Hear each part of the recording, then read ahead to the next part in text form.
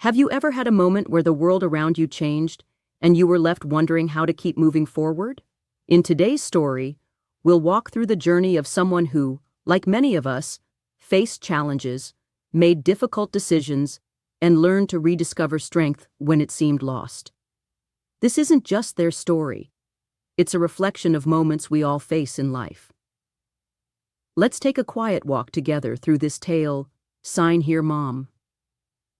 He tried to steal her inheritance after the funeral. The funeral and Violet's grief. The rain drummed relentlessly against the dark awning that had been hastily placed over the grave. Each drop bounced off the taut fabric, its sound harsh in the otherwise quiet cemetery. Violet stood there, barely feeling the cold droplets soaking through her coat, her face damp with both rain and tears. It was as if the world itself was mourning the loss of her beloved Howard. Howard Aldridge, loving husband, devoted father, a man of strength and integrity. His simple plaque marked his passage through this world. 1944 to 2024. The dates, so impersonal, did not reflect the essence of the man who had filled her life with love and meaning for over 59 years. Violet's thoughts wandered back to the first days they spent together, the years of joy and hardship, of building a life together in a home filled with laughter and a touch of chaos. It was hard to grasp the finality of it all. How could just a few lines on a plaque capture everything they had shared? The memories of their years together seemed to float around her in a haze, as blurry as the figures surrounding her now. The people who came to offer their condolences seemed like mere silhouettes, distant, like whispers of a life that once was. Her hand, once holding the umbrella, dropped limply by her side, allowing the rain to wash over her skin. She didn't even notice it anymore, her mind far too consumed with the overwhelming weight of grief pressing down on her chest. Her son, Calder, stood nearby, tall and unmoving, his expression as cold as always. He was a mirror of Howard in his youth, yet there was a difference now, a sharpness in his eyes that made Violet feel like he was a stranger. He wasn't the little boy who once clung to her after a scraped knee or asked her to read him bedtime stories. "Mom?" His voice broke through her reverie, cold and distant. "The ceremony is over. It's time to go." Violet nodded, not taking her eyes off the grave. She didn't want to leave. Not yet. The finality of it all felt too much. But there was no more to say, no more to do here. With a heavy heart, she turned and followed her son, her feet heavy as if walking through mud. As they reached the car, she felt a hand slip over her shoulders. It was Paisley, Calder's wife. Violet could feel her presence but didn't look at her. She had never felt a true connection to Paisley, a woman whose elegance always seemed to mask her indifference. Now, as Paisley slipped the coat over her shoulders, her movements were swift and efficient, as if everything had been orchestrated in advance. There was no genuine sympathy in her eyes, no warmth, just impatience. "Violet," Paisley said, her tone almost dismissive. "You're going to get soaked. The guests are already on their way to our house." Violet was tired, physically, emotionally, spiritually. The weight of the loss pressed heavily on her. She nodded without a word, too exhausted to argue, too drained to care about anything other than the gnawing emptiness that had settled in her heart. The drive to their house was short, only 15 minutes, but it felt like an eternity. The small town of Worcester, where she and Howard had spent the last 3 decades, looked more desolate today than ever before. The buildings, the streets, the houses, they all seemed to reflect her own internal desolation. There was no joy in the place anymore, no warmth. Only the cold, gray, indifferent surroundings mirrored her grief. As they pulled into the driveway, Violet saw the house. Howard's house. Their home. It felt foreign to her now, an empty shell of what it had once been. The neighbors, Howard's colleagues, distant relatives, and acquaintances, all gathered in the living room. Their voices a blur of condolences, their words meaningless. Hugs were exchanged, but they didn't reach her. They didn't help. It all felt like an act, a performance she was expected to play along with. "Sit down, Mother," Calder instructed her coldly, pointing to a chair by the fireplace. "I'll bring you some tea." Violet sank into the chair obediently, as if she were too weak to stand. It felt like the place was still holding traces of Howard's presence. The chair, the room, it all held his essence, his warmth. It was the same chair he had always sat in, the same place where he had read his newspapers, his feet propped up on the footstool. For a moment, Violet closed her eyes and imagined him there. It was almost as if she could still feel him beside her. But it was just an illusion. She was alone now, truly alone. "Mrs. Aldridge," said Noah Brooks, their longtime neighbor, as he approached her. His voice was full of sympathy. "I'm so sorry for your loss. We'll miss Howard terribly." "Thank you, Noah," Violet replied softly, her voice almost a whisper. "Howard always appreciated your friendship." She looked at the portrait of Howard on the mantelpiece. It had been taken just 2 years ago on their wedding anniversary. Howard's smiling face, his half-smile that had always been so characteristic of him, looked back at her from the picture. His eyes were clear and penetrating, filled with life. The same eyes that had always seen her, always understood her. But no one had known, not even Howard, that the cancer had already begun its relentless march inside him. At the time, he had looked so strong, so vibrant. No one could have guessed what was to come. Her hands trembled slightly as she took the tea from Calder. "Are you okay?"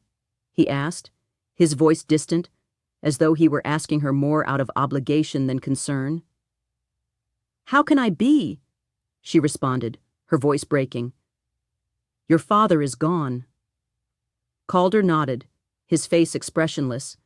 He had never been a man of many words, never been the emotional type. Violet had always known that, but today, his detachment felt sharper, more pronounced. There was something cold about him now, a coldness that she had never seen before. "You need to rest," he said. "Paisley will stay with the guests, and I'll take you upstairs." Violet shook her head. No. She didn't want to be alone, but at the same time, she didn't want to be around the guests, around people who didn't truly understand her grief. "I need to be here," she whispered. Calder didn't argue, just shrugged and walked away, his back stiff, his movements mechanical. Violet couldn't help but feel the growing distance between them, the widening gap that had been present in their relationship for years. Something had changed between them, something that had been there long before Howard's death. It had started when Calder married Paisley. Violet had hoped that the marriage would bring him closer to the family, would bring him back to her. But instead, it had driven a wedge between them. And now, with Howard gone, that gap seemed impossible to bridge. As Calder joined Paisley, who was talking to a group of people in the other room, Violet felt a deep, hollow ache in her chest. She didn't know what the future held, but she knew one thing. She couldn't trust her son. Something was wrong, something she couldn't yet see, but her instincts told her that things were about to change in ways she hadn't imagined. Part 2. Cold Reality, the House and the Inheritance. The house, the one that Howard had poured so much of his heart and sweat into over the years, felt so empty now. The echoes of voices and footsteps rang hollow in the large Victorian mansion, the air thick with a kind of uncomfortable stillness. Violet sat there, surrounded by people she barely knew, or at least didn't feel any deep connection with at this moment. They offered their condolences, hugged her, and tried their best to comfort her. But the reality was that they couldn't truly understand what she was feeling. No one could. As she gazed around the room, Violet found herself lost in thought, her mind spinning in circles. Every corner of the house held memories of Howard. The smell of his cologne on his jacket that still hung in the entryway, the little chair he sat in by the fireplace, the photographs that lined the walls. All these things screamed his presence. Yet despite all the reminders of their life together, the house now felt foreign. It felt like an abandoned place, like something that no longer belonged to her, even though it should have been her sanctuary. Calder came over, his voice pulling her from her reverie. "Mom, we need to talk about some things." His tone was flat, no warmth in it, just business. The harshness of his words startled her, but she didn't show it. He gestured toward the chair beside the fireplace, the one that had once been Howard's favorite. She nodded and took a seat. Violet tried to focus, tried to pay attention to what her son was saying. But it was hard. The weight of grief still clung to her, and all she could think about was Howard. How could she even begin to process all of this? How could she make sense of a world where he was no longer there? "The house, the finances, everything. We need to sort it out," Calder continued. "You and Dad—" Violet's mind went blank for a moment. The house, the finances. She heard the words, but they didn't quite make sense. Shouldn't the house, the life they built together, be hers? Shouldn't it have always been something to share, not something to fight over? As she looked at her son, Violet felt a wave of unease wash over her. Calder had never been one to wear his emotions on his sleeve. Even as a child, he'd been distant, self-contained. There had always been a coldness to him, something that separated him from her. Howard had always been the buffer between them, the one who kept the peace. But now Howard was gone, and Violet could feel the full brunt of the distance between her and her son. "I'm sure you'll want to move on, Mom," Calder added, his voice tinged with impatience. "This house is too much for you. It's too big, too expensive. I've been thinking about it, and it might be time to downsize." Violet stared at him, her heart sinking. Downsize? It wasn't just the house he wanted to change, was it?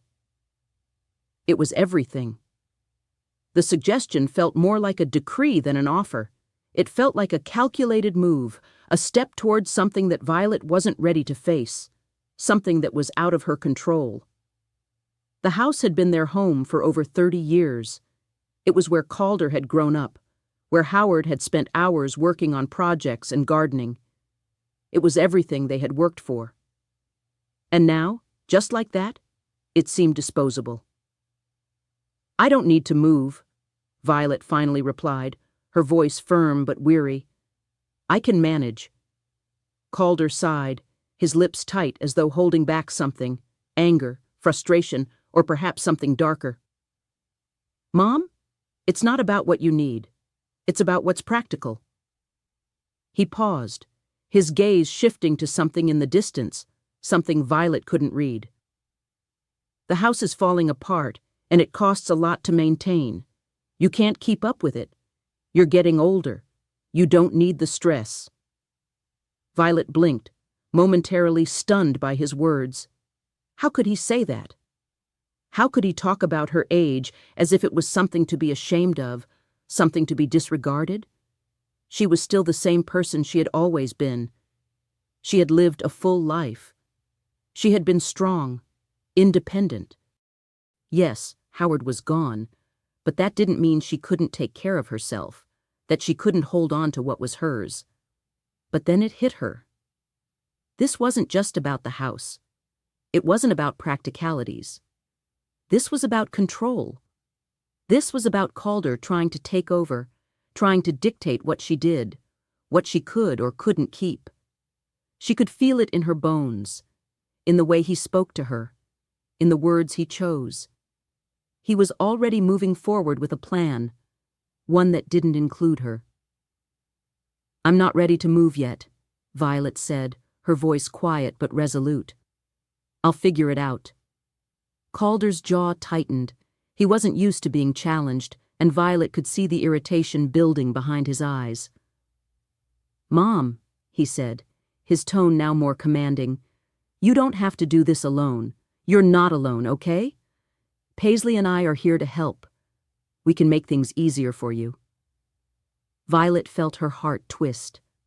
Paisley, his wife who had never been anything but distant, who had barely even looked her way since the funeral. "I'm not sure I need help," Violet replied, her voice tinged with bitterness she couldn't quite mask. "I don't need to be looked after. I just need time. Time to adjust."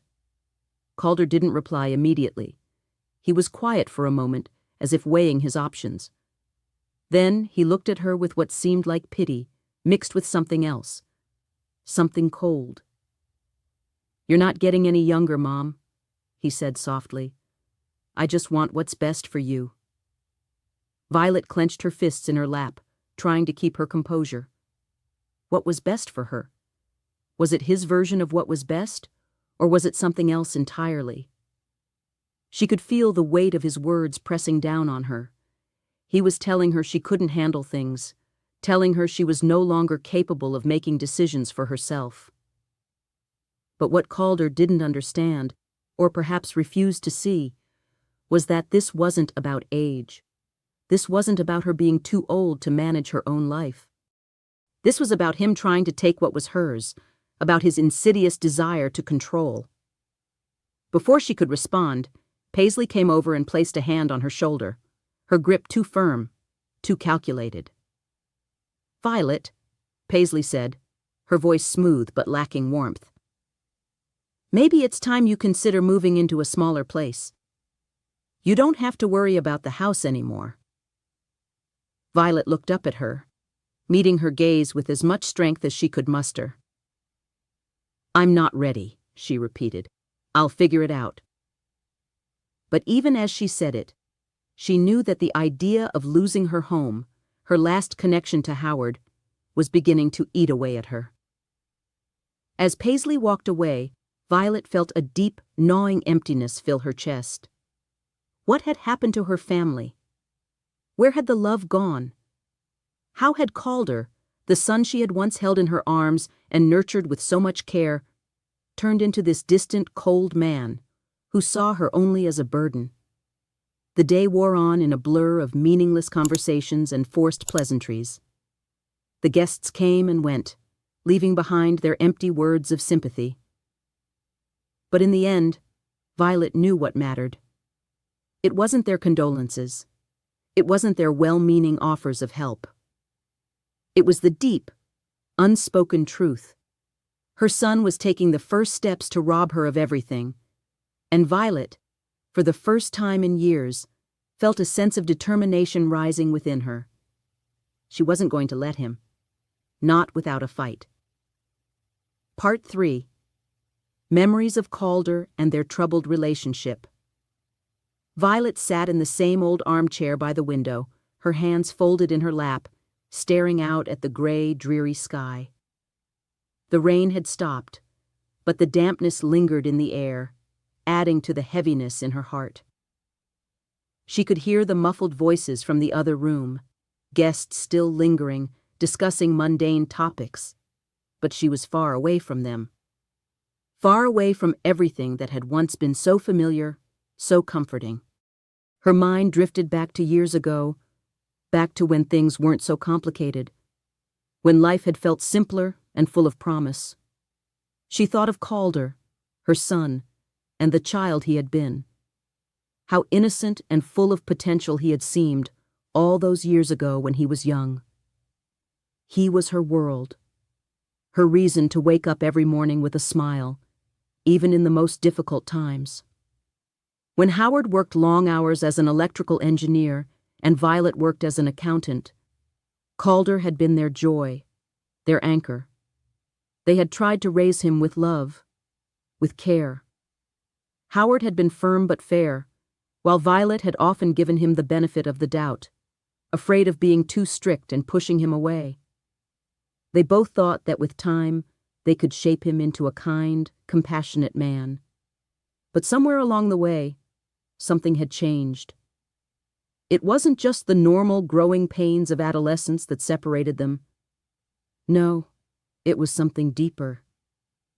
Calder had grown distant, closed off in a way that Violet couldn't quite explain. She remembered his teenage years well, the way he would retreat into his room, locking himself away from them. The endless arguments with Howard, the silences at the dinner table that stretched for what seemed like hours. He had been a difficult child, demanding and stubborn, but he had always known what he wanted, even if what he wanted often seemed to push them further away. When Calder left for college, he didn't just leave the house, he left them, emotionally. It wasn't a sudden break, but rather a slow, creeping distance that had begun in his late teenage years. He went to a college far away, distancing himself from them both physically and emotionally. Calls became infrequent, visits even rarer. The connection that had once been so strong between mother and son seemed to fade with each passing year. It wasn't that Violet hadn't tried.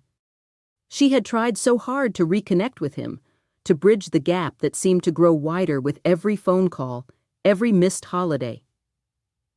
She remembered the times she had reached out, trying to talk to him, trying to understand what had happened to the boy she had once known so well. But each time, it felt like she was speaking to a stranger. Calder had become more and more consumed by his own world, his own ambitions, leaving his parents behind. Howard had been different. He never gave up hope. He still tried to reach out to Calder, still insisted on family gatherings, still tried to talk to his son about the things that mattered. He would always say, "He's just going through a phase, Violet. He'll come around." But even Howard's patience had worn thin over the years. The final straw had come when Calder had introduced Paisley to them. Violet remembered that day clearly. It had been a few years after Calder had graduated from college and started working in Boston. He had brought Paisley home for the first time, and Violet had been hopeful. She had thought that maybe, just maybe, this marriage would be the turning point. Maybe it would bring Calder back, bring him back into the fold, help him find a way to connect with his parents again. But from the moment Violet met Paisley, she had felt something in her gut, a nagging discomfort that she couldn't quite place. Paisley had been beautiful, confident, poised, but there was something cold about her, something Violet couldn't ignore. Her polite smiles were always a little too rehearsed, her laughter a little too forced. She didn't seem to care about anything that mattered to Violet, the history of their family, the traditions they had shared. It was as though she viewed them as nothing more than a footnote in her own carefully curated life. Howard had been more optimistic, but even he had begun to see the cracks in their son's relationship with them. He had always hoped that Calder's marriage would soften him, make him more open, more willing to share his life with them. But instead, it seemed to do the opposite. Calder and Paisley grew more distant, visiting less frequently, their conversations growing more superficial with each passing year. The more Violet thought about it, the more she realized that she had never really paid attention to the garage in recent years. It had become just another part of the house that she didn't visit often. But Howard had spent hours there, meticulously organizing his tools, keeping everything in its place. If he had hidden the will, she thought, perhaps it was in one of the boxes, in one of the drawers, in the place where Howard had felt the most comfortable. That afternoon, she set her resolve. She would find it. She had to. The garage was a mess. It always had been. Howard had never been the type to keep everything pristine. And over the years, the garage had become a haphazard collection of tools, boxes, and old furniture. Violet stood at the entrance, staring at the disarray. She felt a pang of sadness. This was where Howard had spent so much of his time. It was where he had repaired things, where he had tried to fix what was broken, both in the house and in their lives. Now it seemed like another relic of the past, another reminder of everything that had been lost. But there was no time for nostalgia. Violet stepped inside, her heart pounding in her chest.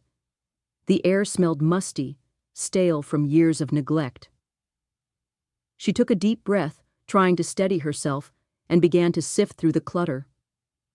The first thing she did was check the shelves. Howard had always kept things organized, or at least he had tried to. But the clutter had built up over the years, and now it was hard to distinguish what was useful from what was just junk. Boxes of old paint cans, stacks of newspapers, discarded furniture, all things that had been pushed aside as time went on. Violet opened each box, peering inside, carefully lifting the objects one by one. She found nothing of interest at first, just old forgotten items that Howard had once thought important. She sighed, her frustration growing. She had already looked through every room in the house, every drawer, and now the garage seemed like another dead end. But then she came across something that made her stop. It was an old wooden box, tucked away behind a stack of cardboard containers. It was small and unassuming, but something about it caught her eye. Howard had always liked to store important things in small, inconspicuous containers. Violet knelt down and carefully pulled the box out from its hiding spot, dusting it off with her hands. It was heavier than she expected, and the lid creaked when she lifted it. Inside, she found a collection of old letters, photographs, and a few trinkets, things Howard had kept from their early days together. Violet smiled softly at the memory of their youth, the times when they had dreamed of the future, when everything had felt possible. But the moment was short-lived. She had a task to complete, and the past could wait. She dug deeper into the box, pushing aside the old letters and photographs, and there, nestled at the very bottom, she found something that made her heart skip a beat. It was an envelope, yellowed with age but unmistakably important. The words "Last Will and Testament" were stamped across the top in bold black ink. Violet's hands trembled as she carefully lifted the envelope from the box. She didn't open it right away. She had to be sure. She had to know if this was really what she thought it was. With a deep breath, she turned the envelope over and carefully peeled the seal. Inside, she found the will. It was handwritten, Howard's neat, precise handwriting, dated just weeks before his death. Her eyes scanned the document quickly, the words almost blurring as she read through them. The will was clear. Violet was the primary beneficiary, the sole inheritor of the family home and the financial assets. Calder was mentioned, but his inheritance would come only after Violet's death, and only if she had passed on her portion of the estate. Relief flooded over her like a wave. Howard had thought of everything. He had protected her. He had made sure that the house, the life they had built together, would remain hers, no matter what Calder or Paisley did. But even as she felt a rush of relief, Violet's thoughts turned dark. If Calder found out about this, if he knew the will was in her hands, she had no doubt that he would do everything in his power to try and take it from her. The game had changed. Violet had won this round, but the real battle was only just beginning. The idea of moving to a nursing home. The weight of the will in Violet's hands felt both like a victory and a burden. She had found what she had been searching for, but the truth of the document was still settling in her mind. Howard had left her everything. Everything they had built together. The house, the financial security. It was all hers, just as it should have been. But there was no time to savor the relief. Her mind was already turning, calculating the next steps. Calder would not give up easily. She had seen his cold eyes and heard the veiled threats in his words. His plan to strip her of everything would not vanish because of a piece of paper. No, he would fight for what he thought was his, and he would fight dirty. Violet could feel it in her bones. This was just the beginning of a much larger confrontation.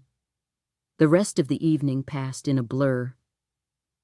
Violet didn't know how to feel. Part of her wanted to celebrate the small victory, to take a breath and rest for the first time in weeks. But she couldn't.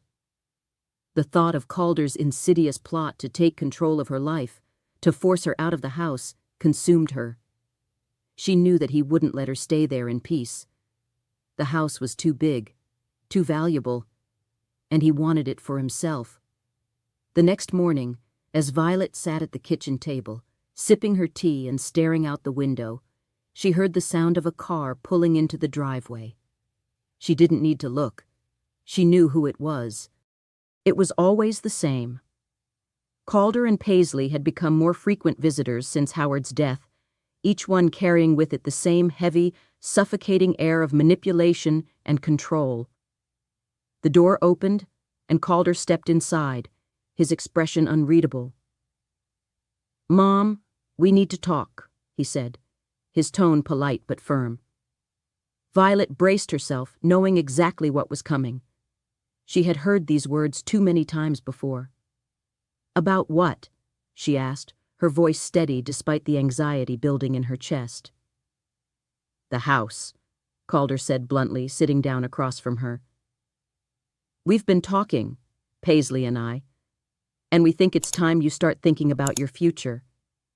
You're getting older, and this house, it's too much for you. It's too big. Too expensive." Violet felt a surge of frustration rise in her chest, but she fought to keep her calm. "I can manage," she said simply. She wasn't going to let him push her out of her own home, not without a fight. Calder's gaze softened, but his words were colder than ever. "Mom, I'm not saying you can't manage. I'm saying you shouldn't have to. You don't need this stress. You don't need this house. It's not practical anymore." Violet could feel the blood rushing to her head. Practical? What was practical about tearing apart everything Howard had worked for? What was practical about taking away the place that held all of their memories? "I'm not moving," she said, her voice firm. "I'm not going anywhere." Calder sighed, clearly frustrated. "You don't understand. It's not about what's best for me, or even for Paisley. It's about what's best for you.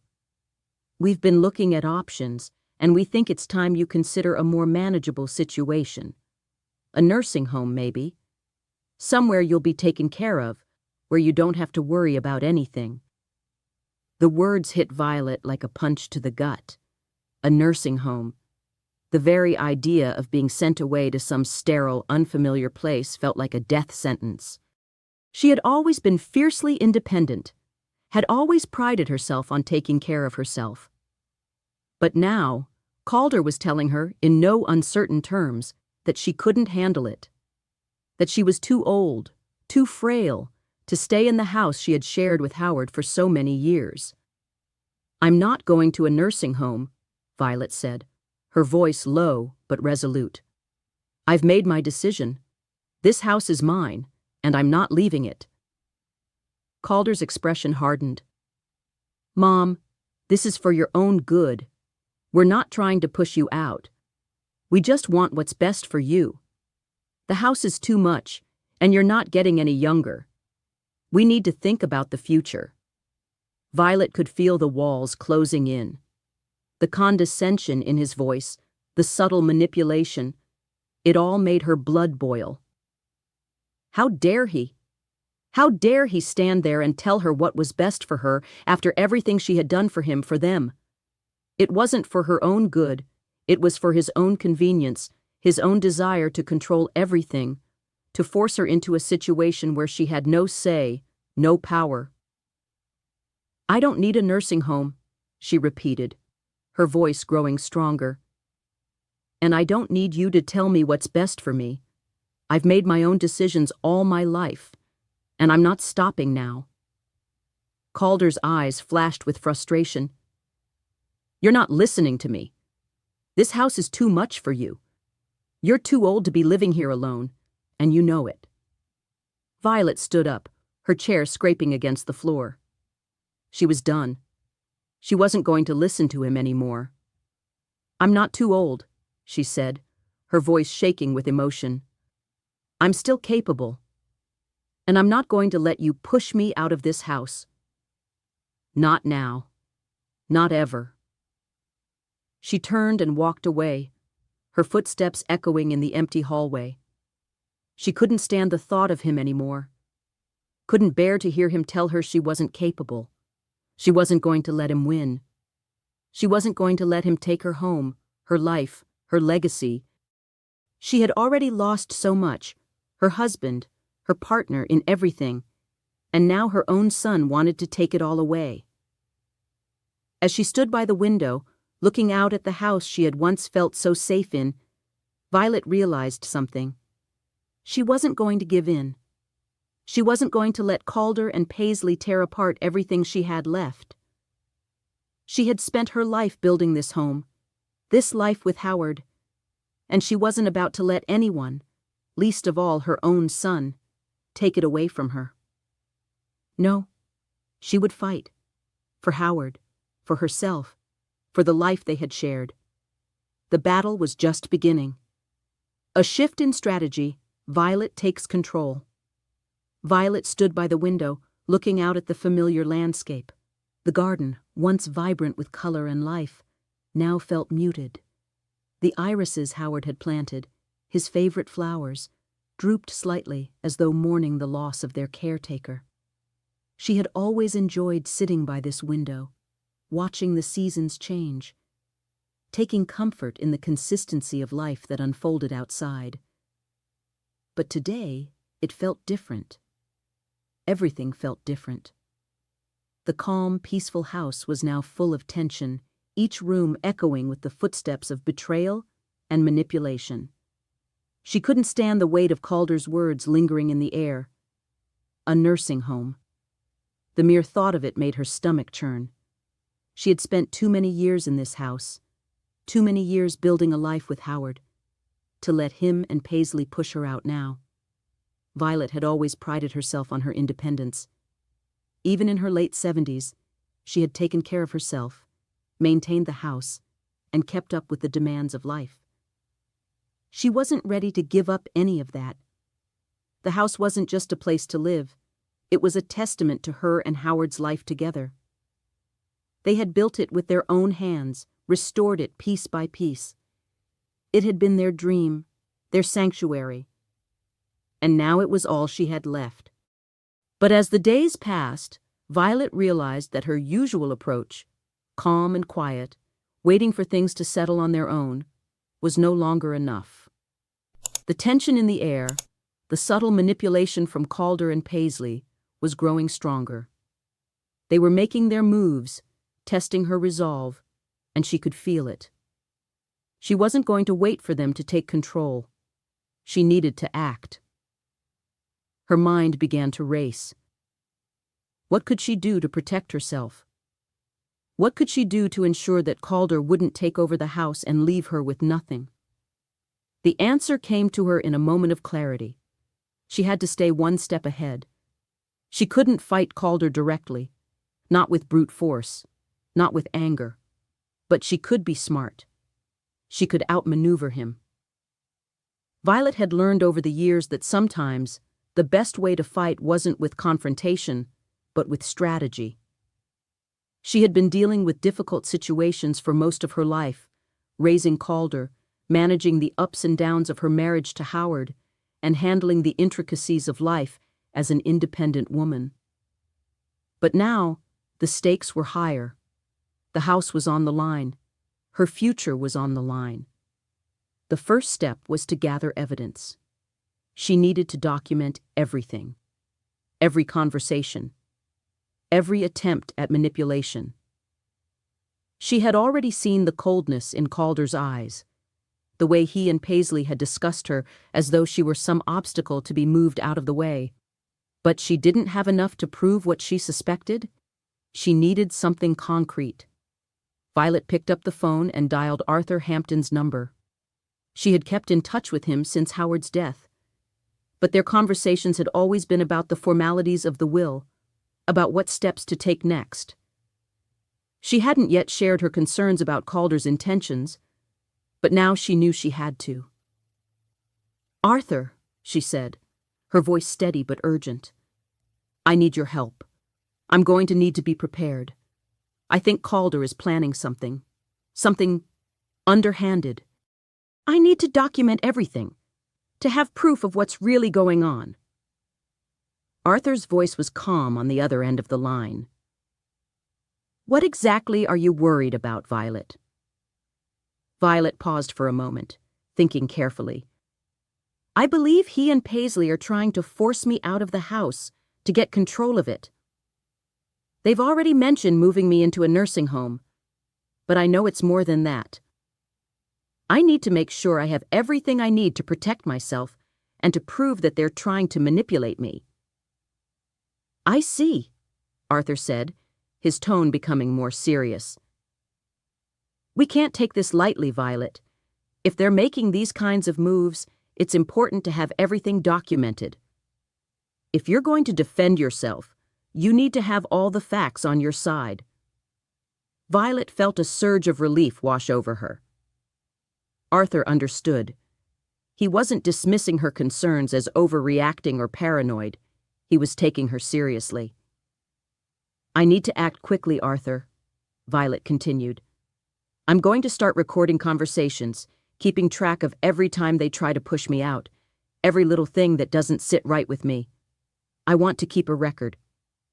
I want to have something to show that I'm not just imagining things." Arthur's response was firm and supportive. "I think that's a good plan. Keep everything. Even small details could be important. If they're really trying to push you into a nursing home, we'll need to show that you're still of sound mind and capable of making your own decisions." Violet felt a weight lift from her shoulders. For the first time in days, she felt like she was taking control of the situation. She wasn't going to let Calder and Paisley push her around. She wasn't going to let them win. "Thank you, Arthur," she said, grateful for his support. "I'll keep you updated, but I also need you to be prepared. If it comes down to it, I may need your help with more than just legal paperwork. I might need a witness to their behavior." "I'll be here," Arthur reassured her. "You're not alone in this." As she hung up the phone, Violet felt a renewed sense of determination. The battle wasn't over. In fact, it was only just beginning. But now she had a plan. She wasn't going to sit back and let Calder take everything. She was going to stand up for herself, for her home, for her life. Over the next few days, Violet began to put her plan into action.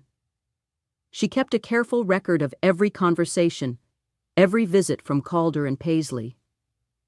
She took notes on their behavior, their words, and their subtle manipulations.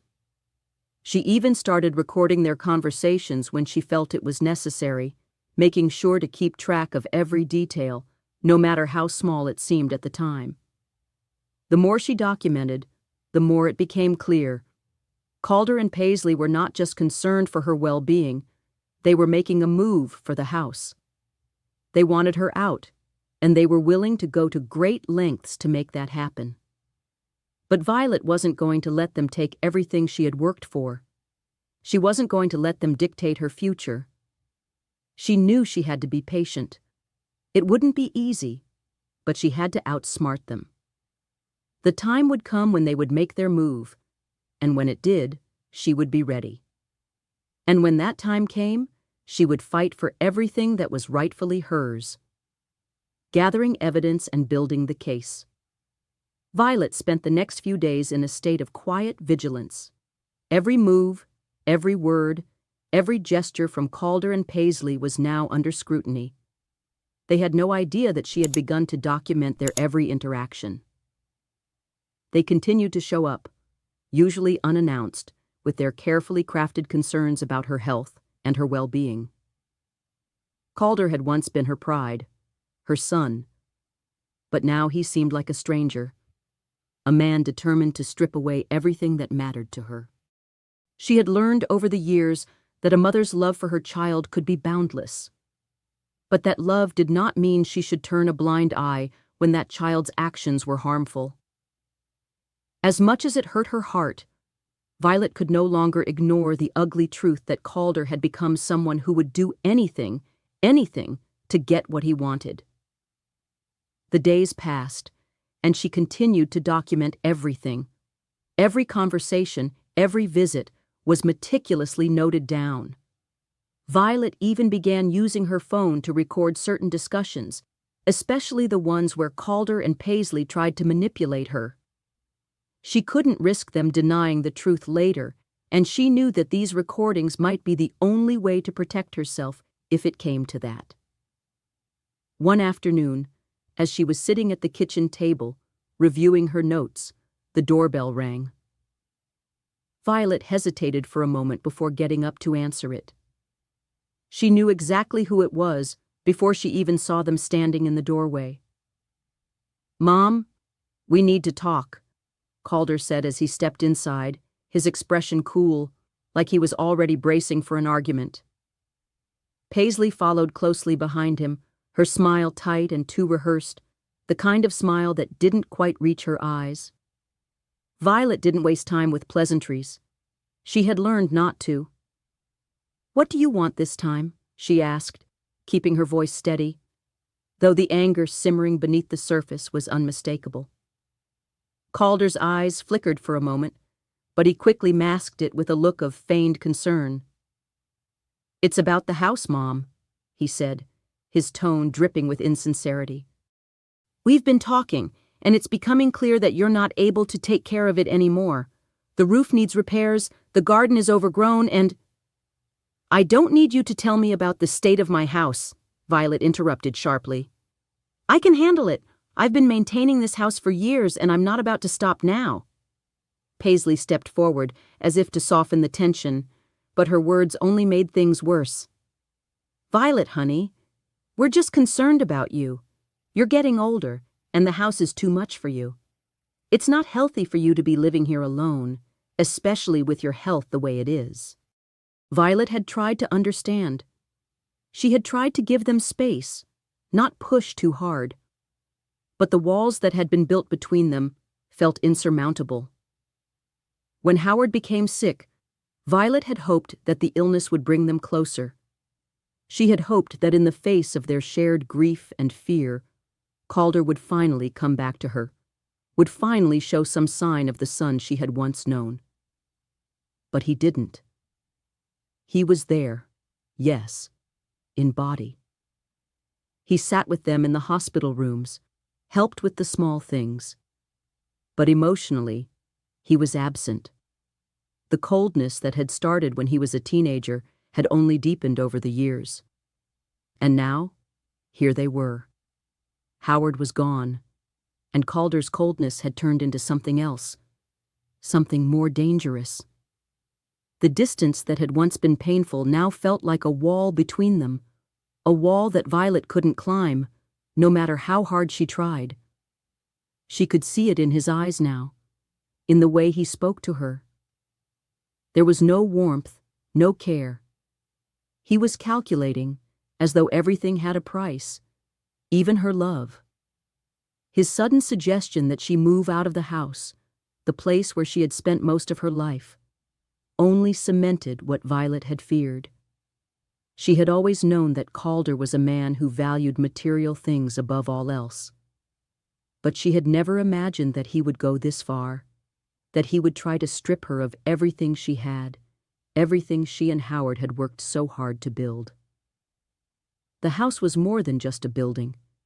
It was their legacy, their life together. And now, Calder wanted it all. She thought of their last conversation, just a few weeks before Howard passed.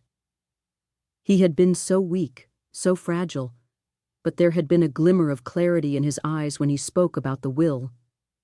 Violet had thought that it was just the painkillers talking, that he was confused. But now she wasn't so sure. Could it be that Howard had known this was coming? Had he seen Calder's true nature? The idea that Calder might have been planning to take everything from her, to strip away her dignity in the process, it made Violet's blood run cold. As the evening wore on, the voices in the other room grew quieter, and Violet was left alone with her thoughts. She couldn't help but wonder where things had gone wrong. Was it her fault? Had she missed the signs earlier, failed to see the changes in her son before it was too late? But no. She couldn't blame herself for this. Calder had made his choices. And now, Violet was going to make hers. A disturbing revelation about the will. The days that followed Howard's funeral were a blur of routine. The house seemed quieter than ever, the silence only broken by the ticking of the grandfather clock in the hallway. Violet spent most of her time in the living room, staring at the portraits of Howard that lined the walls. She couldn't bring herself to remove them, not yet. Each one told a different chapter of their shared history, smiles captured in frames, moments frozen in time. Yet all of it, all of their years together, now felt as though it were slipping through her fingers. Violet had become obsessed with the idea of the will. The memory of Howard's final days had grown hazy, blurred by pain and exhaustion. He had spoken about it so often during his last weeks, the will. He had mentioned it with such urgency, such finality. But at the time, Violet had been too consumed by his suffering to focus on the details. She thought there was still time. She thought they had all the time in the world. Now, it was all too clear. She had missed something. Howard had been trying to tell her something important, something that might change everything, and she hadn't understood it. The will.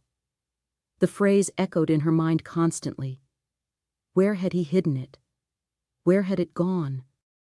Violet had spent the last few days searching through the house, looking through old drawers, file cabinets, and even the attic, hoping to find something, anything, that could lead her to the document that could secure her future. But everything had come up empty. It was as though Howard had simply vanished, taking everything with him, including the will that he had mentioned so many times in his last days.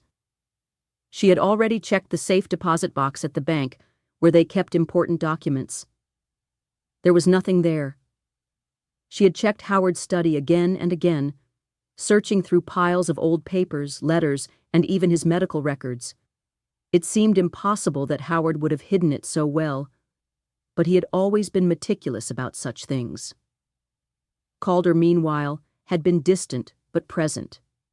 He made appearances around the house, checking on the state of things, offering vague suggestions on how to move forward, but never asking for Violet's input. He never brought up the will directly, but Violet could sense his impatience. He wanted her to move on, to let go of the past, to sell the house and start fresh. And yet, he had never once mentioned the will himself. The silence around it was deafening. It was as though he knew something that Violet didn't. She could feel it in his every move, in the way he glanced at her with that cold, calculating look in his eyes.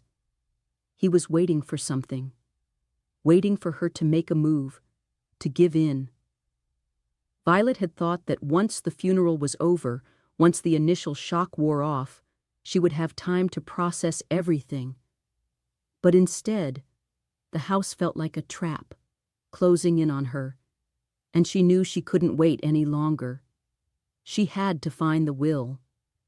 One afternoon, as she sat in her favorite chair, sipping tea and staring out the window, the phone rang.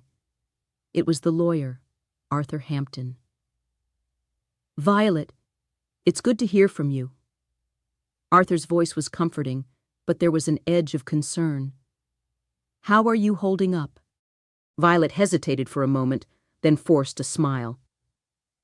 "I'm managing, Arthur. But there's something I need to ask you. It's about Howard's will." She could hear the faintest pause on the other end of the line. Arthur had been Howard's lawyer for years, a trusted friend of the family.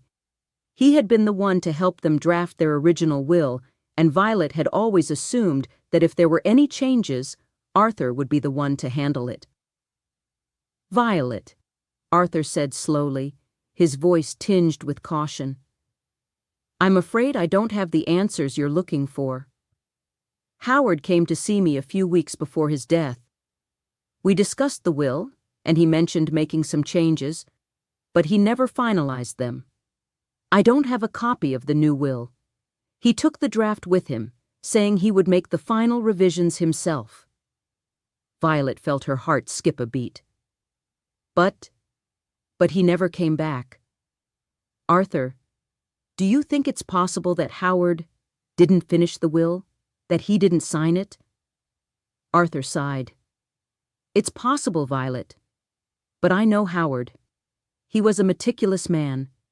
He would have made sure everything was in order. He just didn't have the time to finalize it. If there was a will, it might not be legally binding without witnesses. But it's hard to say without seeing the document." Violet's mind raced. Howard had taken the will with him. She had seen him working on it in the final weeks of his life, in the quiet moments when he wasn't too exhausted from his treatments.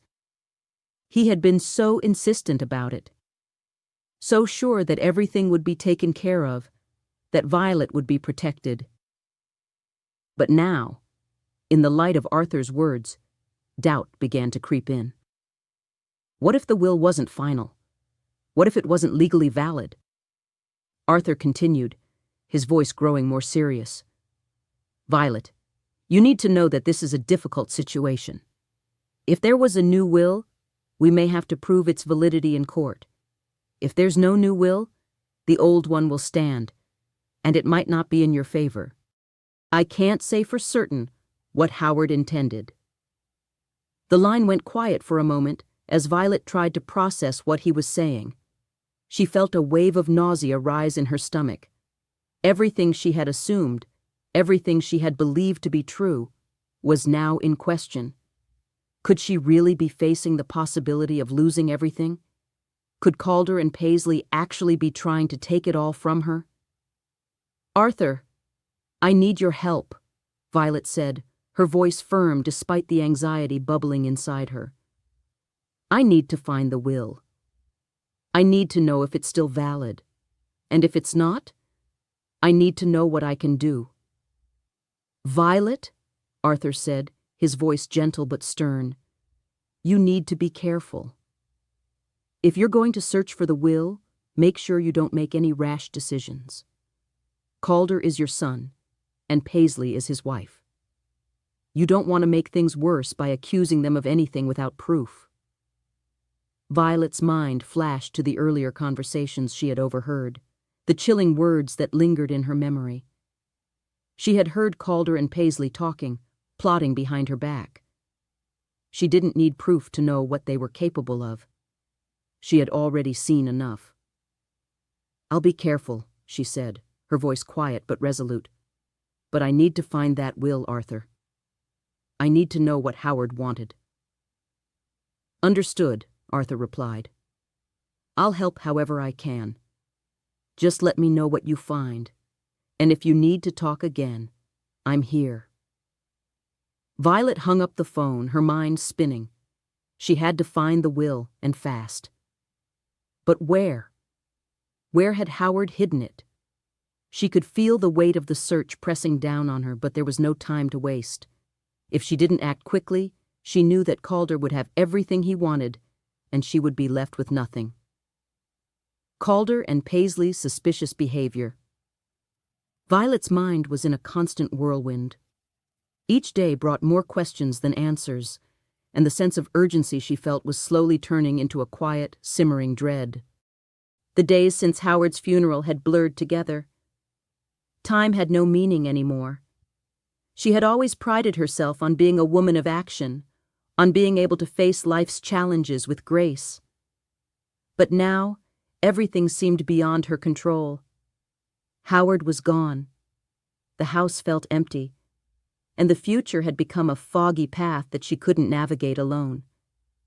The house, once so full of life and love, now seemed more like a stage set for a drama she didn't want to be part of.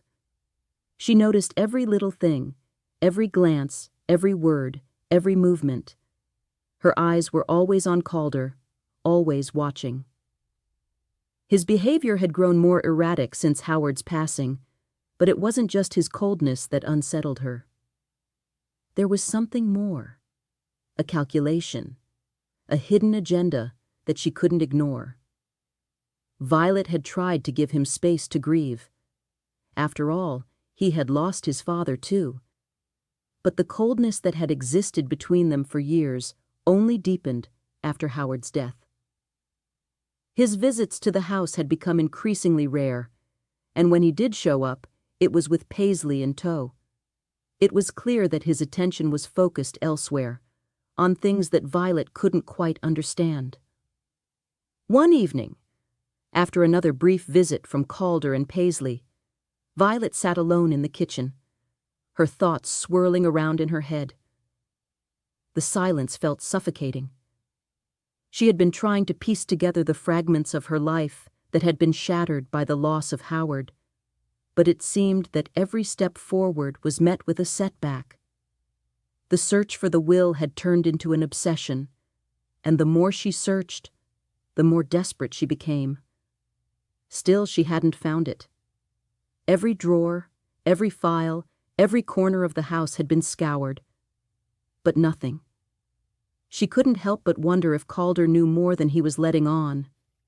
He had been oddly distant about the will, never bringing it up himself, but always deflecting when Violet tried to talk about it. His behavior was becoming more suspicious by the day. As if on cue, she heard the door open and the sound of footsteps. Calder and Paisley had returned. It was late, but they had been coming by more frequently, often staying for long, tense dinners, talking in hushed voices that Violet couldn't hear clearly. The last few times they had visited, they seemed more concerned with things than with her, as though they were planning something behind her back. She heard Paisley's voice first. "We really need to look into the house, Calder. There's no way it's safe for Violet to stay here on her own anymore." Violet froze. She recognized the tone in Paisley's voice, the kind of voice that hid her true intentions behind a mask of concern. It was the same tone she had used the first time Violet had met her, the kind of voice that pretended to care but only wanted something in return. Calder's response was sharp and calculated. "She'll be fine. You heard what the lawyer said. There's no reason for her to stay here. Once we sort out the will, everything will be fine." Violet's heart raced. Sort out the will. That was all they ever talked about now. The will. She had heard them mention it so many times in passing, but she had never been able to catch them in the act of discussing it. It was as if they were always careful to keep the details hidden from her. But what were they really planning? She couldn't sit still any longer. Her instinct screamed at her to act, to confront them, but her body felt frozen. For a moment she simply listened, trying to make sense of the cryptic conversation unfolding just a few feet away. "I'm just saying," Paisley continued, her voice lowering, "if we could get Violet to move somewhere smaller, somewhere safer, it would be better for all of us, don't you think? I mean, she's 78 now. The house is too big for her, and it's only going to keep falling apart." Violet clenched her fists, feeling her blood run cold. Too big for her? The house wasn't just a house. It was a symbol of everything Howard and she had built together. It was their life, their history. And now, It seemed that Calder and Paisley were discussing her as though she was nothing more than an inconvenience to be dealt with. She heard Calder sigh. I know, but I can't do it all at once. There's a lot to figure out. Let's focus on the will first, then we'll deal with the house. I'm not sure she's ready yet.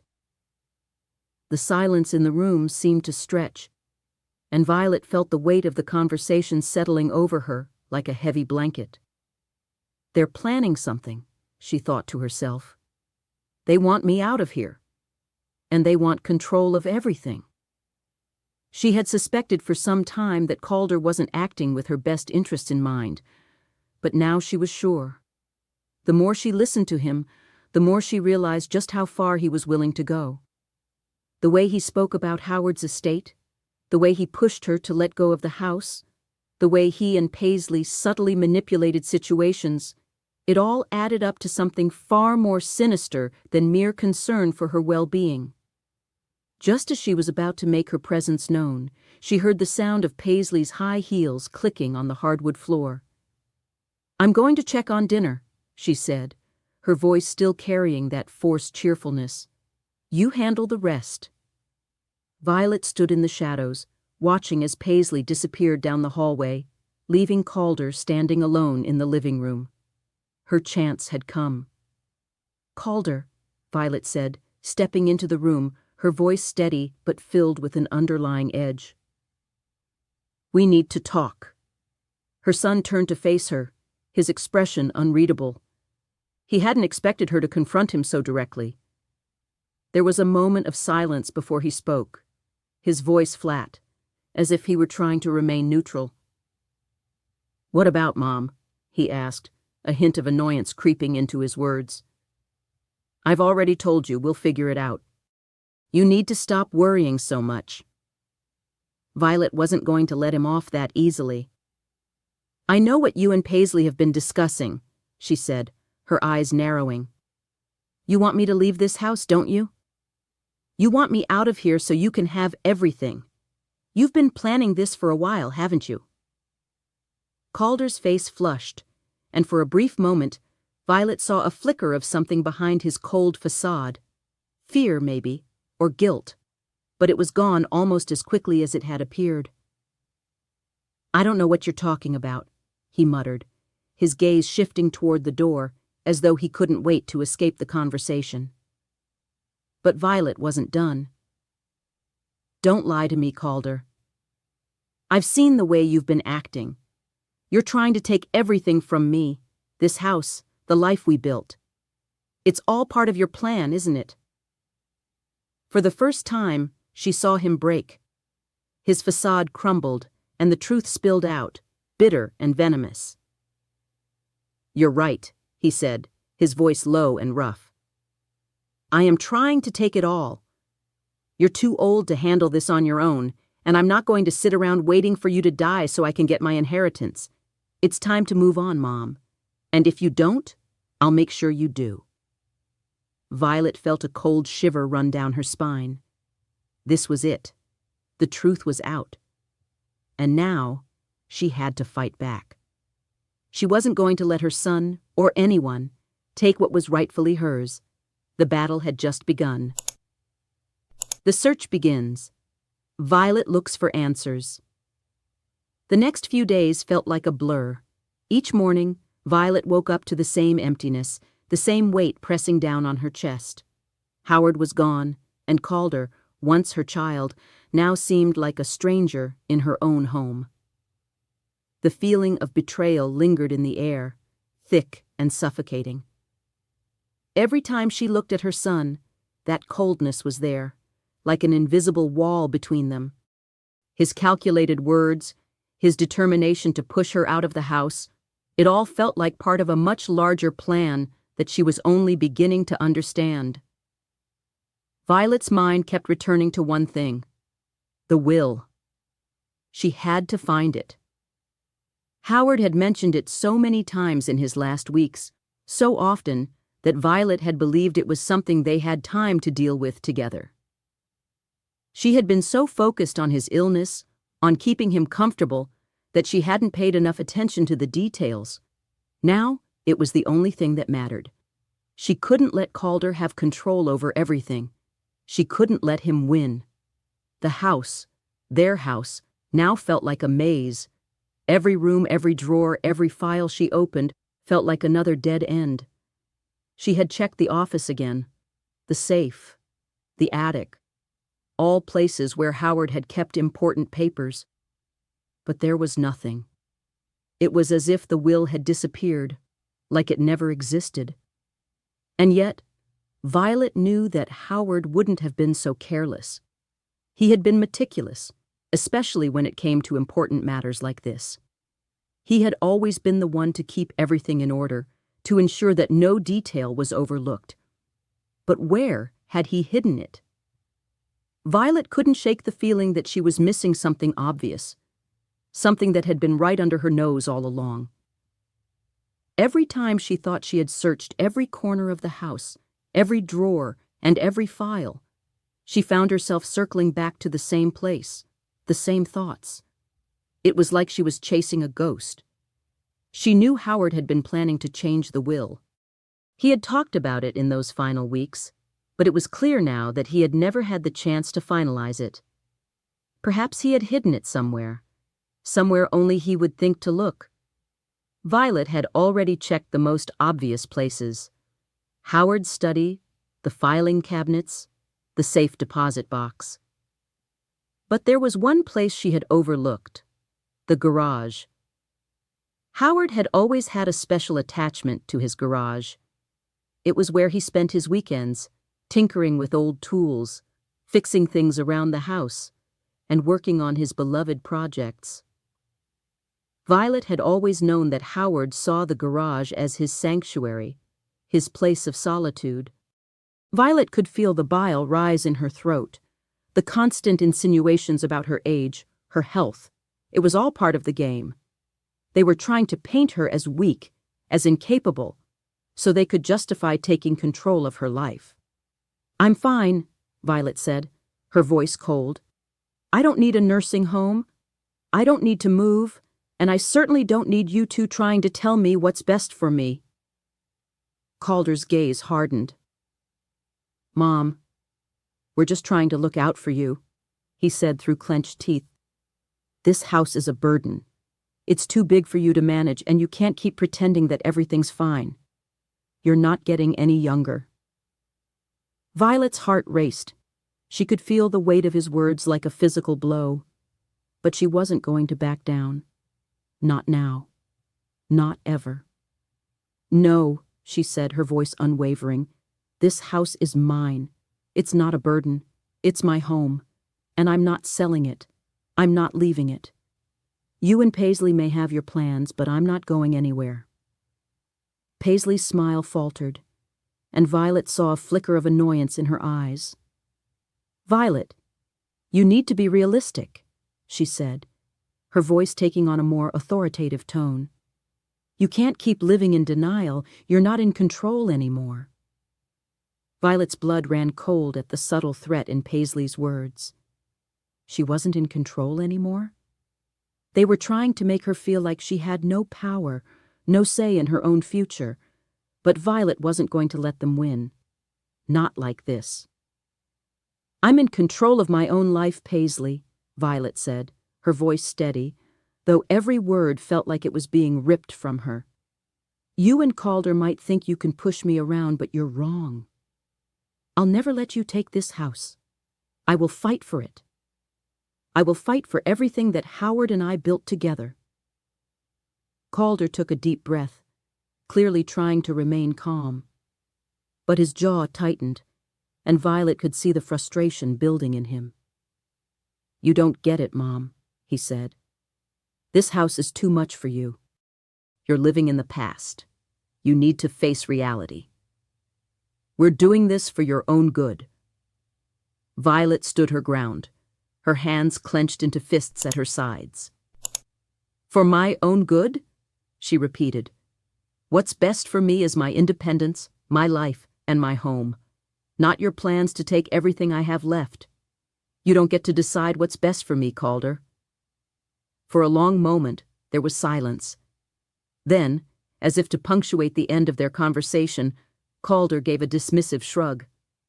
"We'll see, Mom. We'll see how long you can keep pretending."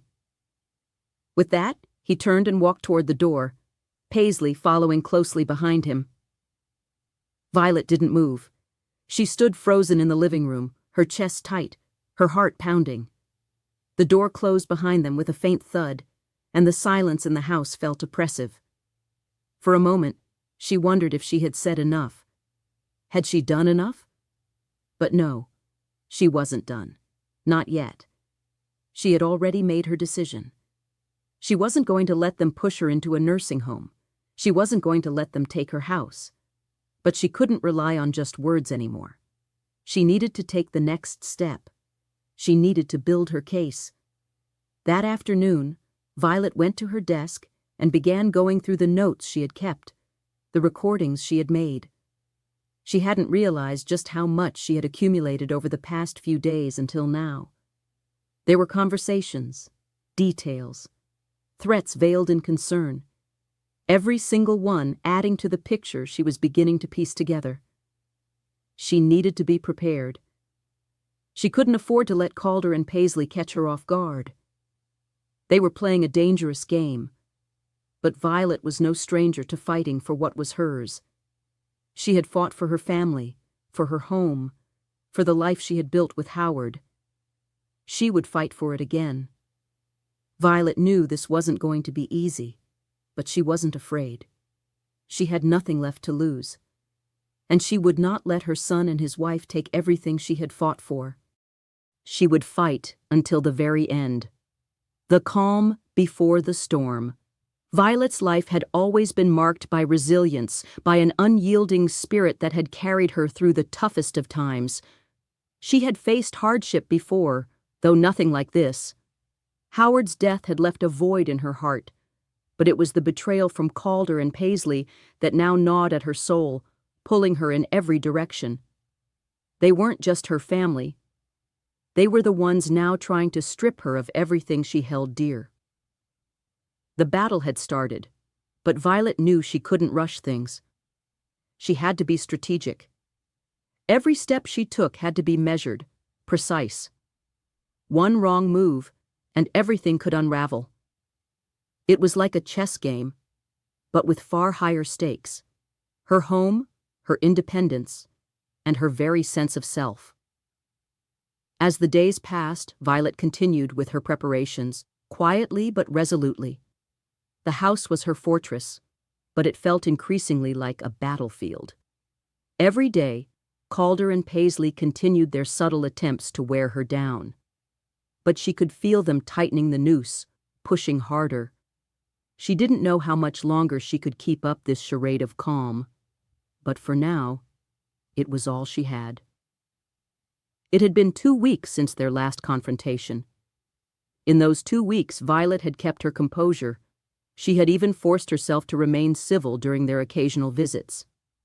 Calder and Paisley, ever persistent, continued to show up, suggesting alternatives, recommending that she start preparing to move on. But Violet knew it was only a matter of time before the pressure would reach its peak. She could feel the storm brewing. One chilly morning, Violet decided to take a walk in the garden. The flowers Howard had so carefully planted were still there, their colors fading with the change in season. But they were a beautiful reminder of the life they had shared. The crisp air filled her lungs as she walked slowly along the cobbled path. The house behind her, standing tall and proud, felt like an old friend, the only one left she could trust.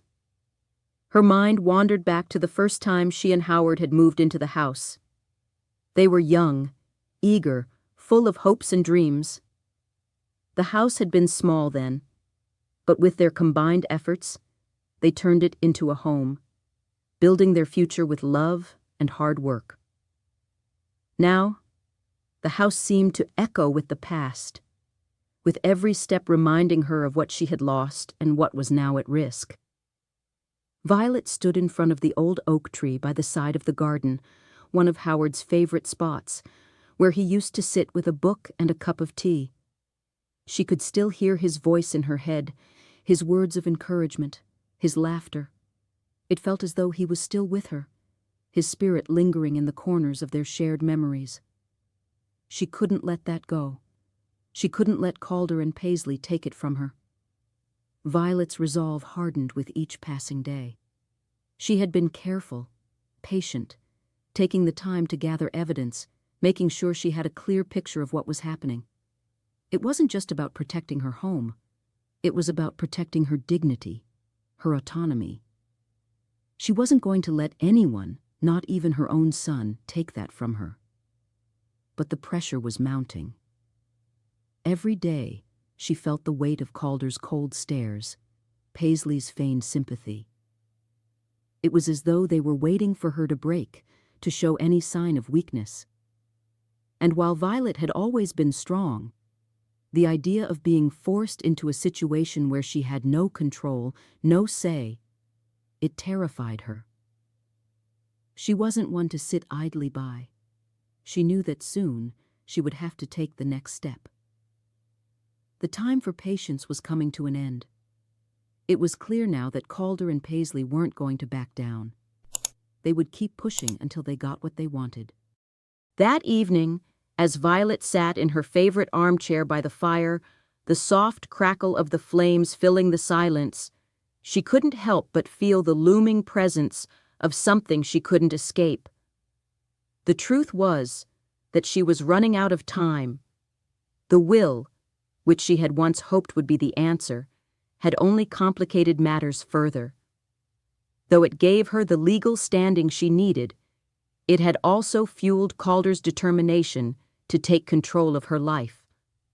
There had been times over the last few days when Violet had seriously considered leaving, walking away from the fight. Maybe she could sell the house, move to a smaller place, one where she wouldn't be so burdened by the memories. But that thought lasted only a moment. She couldn't do that.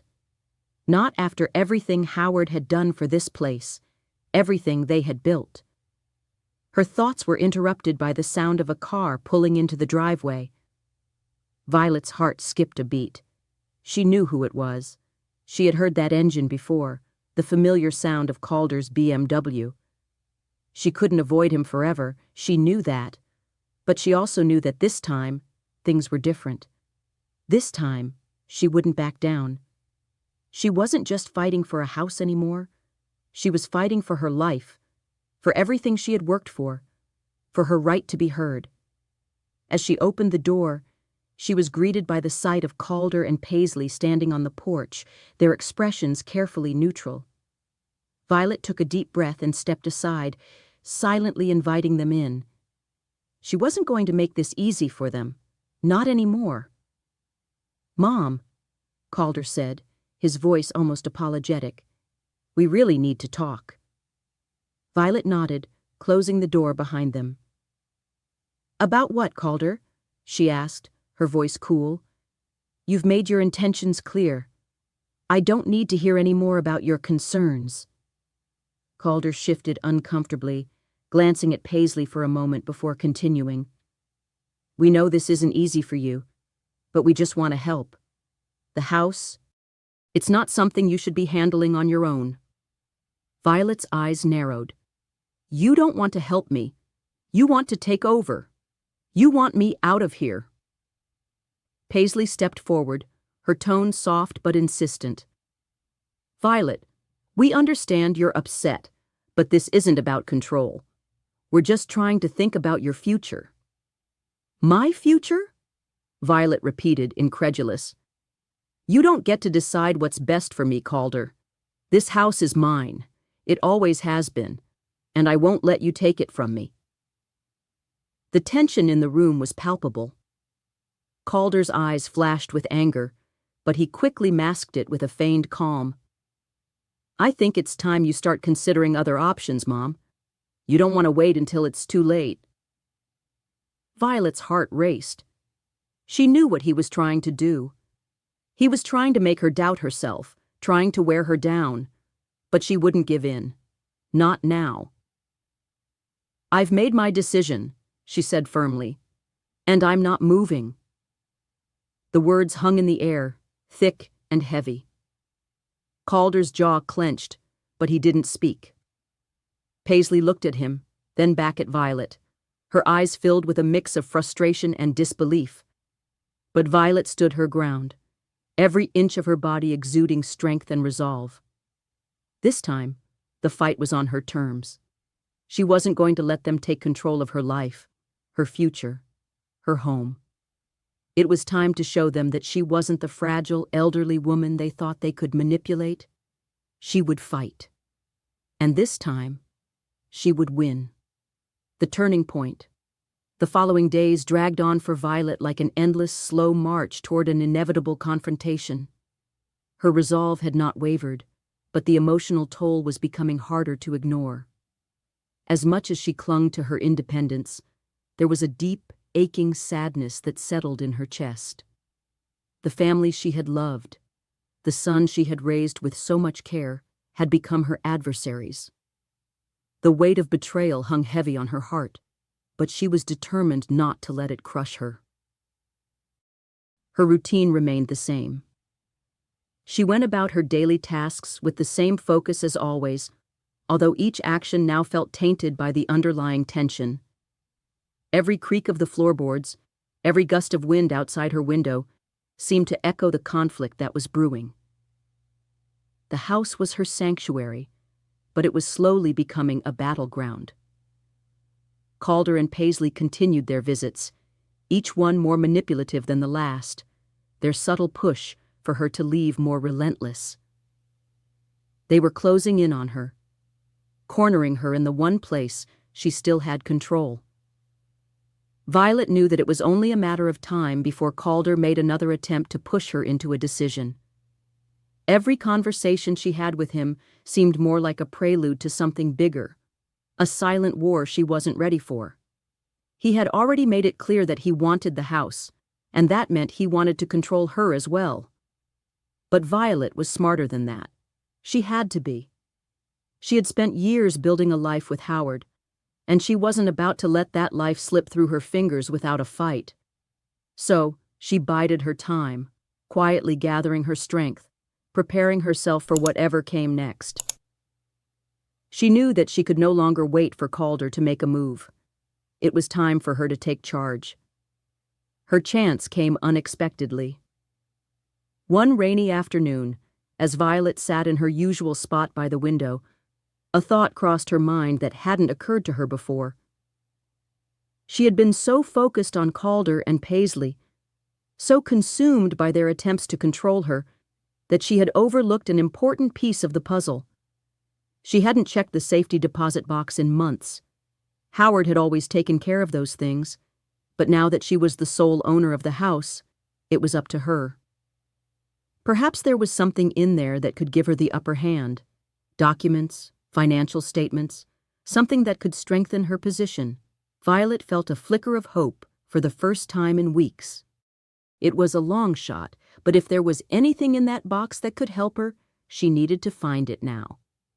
She had a feeling that her confrontation with Calder and Paisley was approaching quickly, and she needed to be prepared.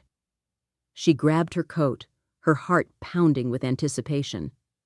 The safety deposit box was located at the local bank, a few miles away. It was a quiet, nondescript place, and Violet had always felt safe there, knowing that her important documents were secure. She had never been one for flashy security systems or unnecessary precautions. Howard had always said that security was about keeping things simple and organized, and that's how they had always lived. But now, as she drove to the bank, Violet couldn't shake the feeling that something was changing. It wasn't just about the documents anymore. It wasn't just about the house or the will. It was about taking back control over her life, over her future. When she arrived at the bank, she went straight to the counter and presented her identification. The teller smiled politely, but didn't ask any questions. She had been a regular at the bank for years, and they knew her well. The teller handed her the key to the safety deposit box, and Violet made her way to the small, quiet room at the back. As she opened the box, her heart skipped a beat.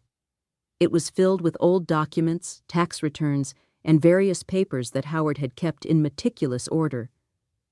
But there, tucked beneath it all, was a small, folded envelope. Violet's hands trembled as she pulled it out, her fingers brushing the worn edges. She recognized Howard's handwriting instantly. It was a letter, but there was something strange about it. It wasn't a personal letter, but a formal one, dated just a few months before his death. Her heart raced as she unfolded the letter and began to read. To whom it may concern, this document serves as confirmation that I, Howard Aldridge, have made provisions for my wife, Violet, to remain the sole beneficiary of our estate. I have made arrangements to ensure that she is protected from any undue pressure, manipulation, or control. If anything should happen to me, this document serves as legal proof that Violet's rights to our home and financial assets are secure. No one has the authority to alter this provision. Signed, Howard Aldridge. Violet's breath caught in her throat. She read the letter again just to be sure. The implications were huge.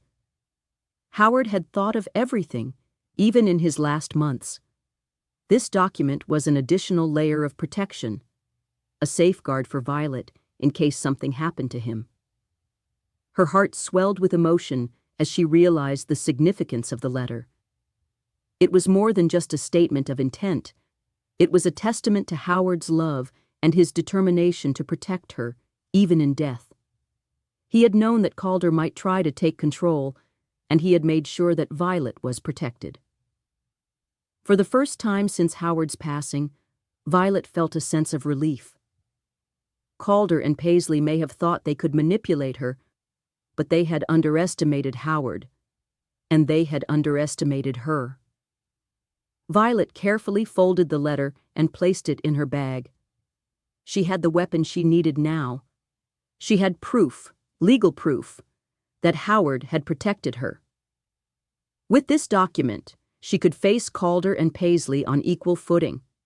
She wasn't just going to defend her home, she was going to fight for her right to live on her own terms. As she left the bank and made her way back to the house, Violet's mind was already racing with her next steps. She was ready. The confrontation would come soon, but she knew she could handle it. Calder might have been her son, but he had crossed a line. He had shown his true colors, and now Violet was going to show him what she was made of. The battle for her home, for her life, was far from over. But with Howard's protection, Violet knew she was no longer just a victim. She was a force to be reckoned with. The final confrontation. Violet stood in front of the mirror in her bedroom, her reflection staring back at her. Her gray hair was carefully styled, her expression stern but composed. The weight of the situation, the culmination of everything she had fought for in the past few weeks, pressed down on her, but she was determined not to let it show. She had never felt more prepared for what was about to unfold. Today, the battle she had been silently preparing for was finally going to come to a head. Calder and Paisley were coming, and this time she wasn't going to back down. The house, which had always been a sanctuary, now felt like a battlefield. Every room she passed seemed to echo with the past, memories of Howard, their life together, their love. But as much as she cherished those memories, she knew they couldn't hold her back now. The fight for her independence, for her right to remain in the home she had shared with Howard, had reached its peak. She wasn't about to let it slip away without a fight. She glanced down at the envelope in her hand, the one with Howard's letter that she had found in the safety deposit box. The document that would change everything. It was a silent weapon in her arsenal, and she wasn't going to hesitate to use it when the time came. Calder and Paisley had been slowly wearing her down, chipping away at her resolve, trying to convince her that she was no longer capable of living alone, that she needed to sell the house and move into a nursing home. But today, that would all stop. She had her rights. She had Howard's final wishes, and she had the strength to stand up for herself. Violet walked down the stairs, the echo of her footsteps ringing through the empty hall. She had always felt the weight of the house, but now it was different. It felt like the weight of history itself. Every brick, every wooden beam, every inch of space felt infused with memories of love, laughter, and even the sorrow that had followed Howard's illness. But it was also her home, her sanctuary. It wasn't just four walls. It was everything she had built with Howard, and she wasn't about to let anyone take it from her. She heard the car pull up in the driveway, the sound unmistakable. It was Calder's BMW, and beside it, Paisley's sleek black sedan. Violet's heart pounded in her chest. She had prepared for this moment for so long, but the nerves still fluttered in her stomach. Today wasn't going to be like the other visits. Today she was in control. Today she would take a stand. She opened the door just as they reached the porch. Calder's face softened when he saw her, but Violet could tell it was an act. He was trying to appear sympathetic, trying to pretend that this wasn't about what it really was, his desire for control. Paisley stood slightly behind him, her expression unreadable. Violet knew she was just as complicit in this scheme. Together, they were working to force her out of the life she had built for herself. "Mom," Calder said, his voice smooth, almost too smooth. "We really need to talk." "I think we've talked enough," Violet replied, her voice firm. "I've made my decision. I'm not selling the house. I'm not going anywhere." Calder opened his mouth, but Violet raised her hand, stopping him. "Let me speak," she said, her voice calm but unyielding. "I've listened to you and Paisley for weeks now, trying to convince me that I'm incapable of making my own decisions, that I'm too old to live here alone. But I'm not going to sit back and let you take everything I've worked for. This house, this life, is mine, and I won't let you steal it from me." Paisley stepped forward, her lips curling into a tight smile. "Violet, we just want what's best for you. We've been worried. You can't keep living in the past. You need to move on. You need help." Violet's blood ran cold at the familiar words. "Help?" she repeated, her voice laced with disbelief. "The only help I need is to be left alone. You've been trying to get me to sell the house, to move into a nursing home. You don't want to help me. You want to take over my life. I won't allow it." Calder's face darkened. He stepped closer, his voice dropping in pitch. "You don't understand, Mom. This house is too much for you. We've been looking at options, and a nursing home is the best choice. You can't live alone like this anymore." Violet stood tall, her eyes locked with his. "You don't get to decide that for me, Calder. This house is where I belong. I've spent years making this house a home, and I'm not going to let you or anyone else take it from me. I don't need a nursing home. What I need is respect. I need you to stop treating me like I'm incapable of handling my own affairs." There was a long, tense silence. Calder seemed to be struggling, his eyes flicking between Violet and the door, where Paisley stood waiting, her arms crossed, her gaze cold. Violet could see the gears turning in his head, the frustration building. This wasn't going according to his plan. He thought he could manipulate her into submission, but Violet wasn't going to give in. Not this time. "You really think you can just refuse to listen to me?" Calder spat, his voice rising. "You think you're in control, but you're not. You're not the same person you were before, and that's why you need to face the truth. You need to let go of this house. It's the only way for things to move forward." Violet's heart pounded, but she stood her ground. "I'm letting go of nothing. This house is mine, and so is my life. You don't get to take that from me, Calder." The silence that followed was suffocating. Paisley shifted her weight, her face hardening as she glanced at Calder. The two of them exchanged a quick look, one that Violet had come to recognize as their signal to turn the screws tighter. But this time, she wasn't backing down. She was ready. Violet reached into her bag and pulled out the folded letter from Howard, the letter that would change everything. "I think it's time for you to see something," she said, her voice calm but heavy with meaning. Calder and Paisley both stiffened when they saw the letter. Violet handed it to Calder, who hesitated for only a moment before unfolding it. As he read, Violet watched the color drain from his face. The letter was brief but clear. It was Howard's final declaration, confirming Violet as the sole beneficiary of their estate. It also explicitly stated that Violet was to remain in full control of the house and all assets, and that no one had the right to alter this provision. Calder's hands trembled as he finished reading, and his eyes shot up to meet Violet's. This doesn't change anything," he said through gritted teeth, but his voice lacked its previous confidence. "It changes everything, Calder," Violet replied, her voice steady and strong. "Howard made sure I was protected. He knew what you were planning. And now you've been outplayed." The room was silent for a long moment. Paisley didn't speak. Calder stood frozen, his mind clearly racing as he processed the revelation. Violet knew she had the upper hand now. She had not only the legal right to her home, but she had the moral high ground too. Howard had thought of everything, and now Calder's plans had come undone. Violet had won this round, but she wasn't finished yet. She still had one more move to make. The fight for the future.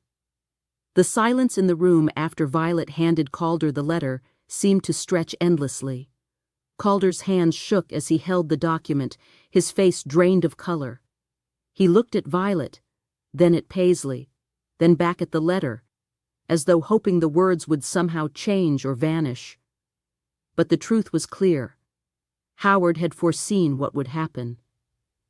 He had taken every measure to protect his wife, to ensure that Violet would remain the sole steward of their life's work, their home, their legacy. Violet stood with her head held high, her heart pounding with a mixture of relief and quiet satisfaction.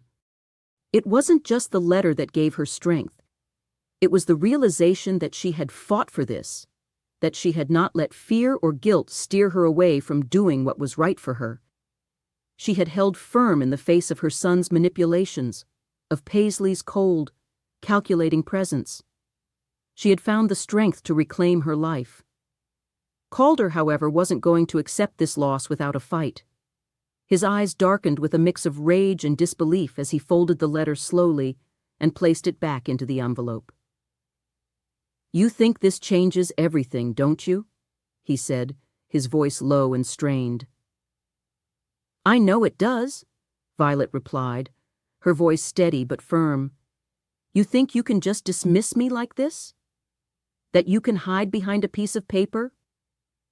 Calder's anger was growing, but there was a strange edge to it now, a desperation. "I'm your son, Mom. I'm trying to help you. I'm the one who's been here. You don't even understand what you're doing." Violet felt a pang of sadness for the man before her, the son she had raised, the child who had once needed her so much. Now she was the one being threatened, the one whose very right to live independently was being questioned. But she wasn't going to let him push her around anymore. The pain of betrayal was raw, but it was nothing compared to the strength that filled her now. "No, Calder," she said, her voice colder now. "You're not helping me. You're trying to take my life from me. You've been using my age, my grief over your father's death to manipulate me. But I won't let you. Not anymore."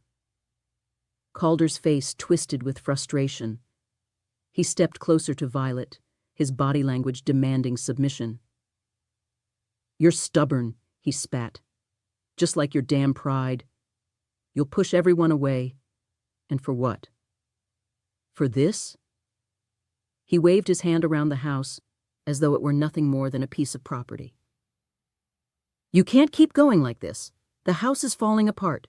You can barely keep up with the maintenance. The roof, the plumbing, the garden. What happens when something serious breaks? What will you do then? Who will take care of you? Violet's heart clenched as he spoke, but she refused to let the vulnerability creep in. She had heard these words before, dressed up as concern, but always carrying an undercurrent of control.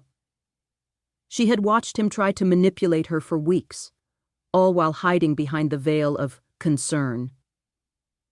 Howard took care of it all, Violet said, her voice tight but unwavering. And I will take care of it, just like I always have. I've lived in this house for over 30 years. It may need repairs, but that's part of owning a home.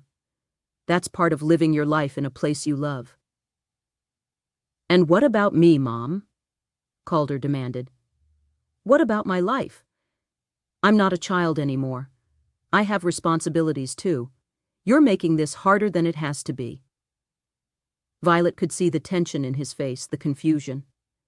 He had never truly understood what it meant to care for someone else. Not in the way Howard had.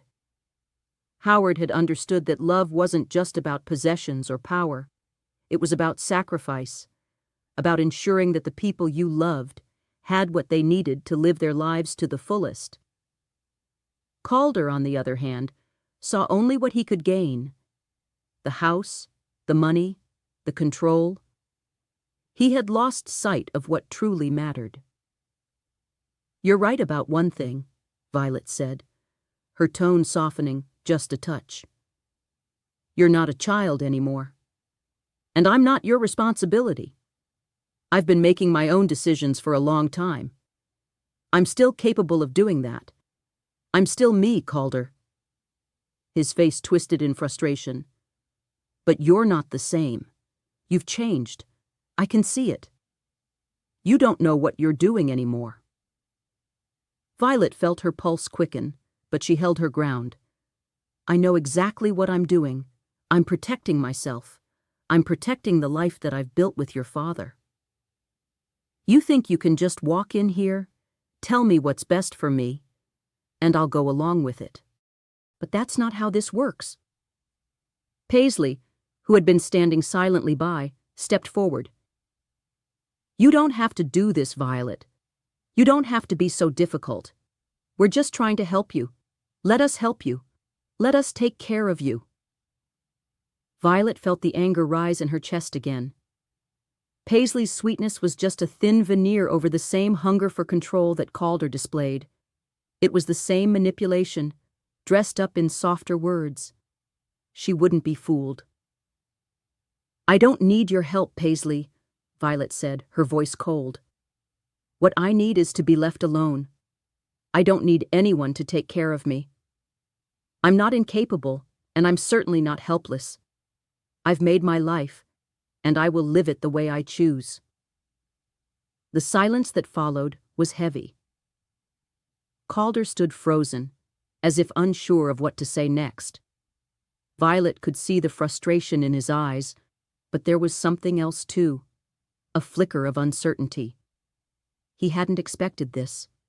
He hadn't expected his mother to stand up to him, to not be intimidated by his words. I'm not going to let you take this from me, Violet continued, her voice firm. I've spent too many years building this life with your father, and I won't let you tear it down now. Calder swallowed hard, his face dark with emotion. You think this is easy for me? You think I want to do this? I'm trying to do what's best for you, but you're too stubborn to see it. No, Calder, Violet said quietly. You're not doing what's best for me. You're doing what's best for you. And I won't let you. For a long moment, neither of them spoke.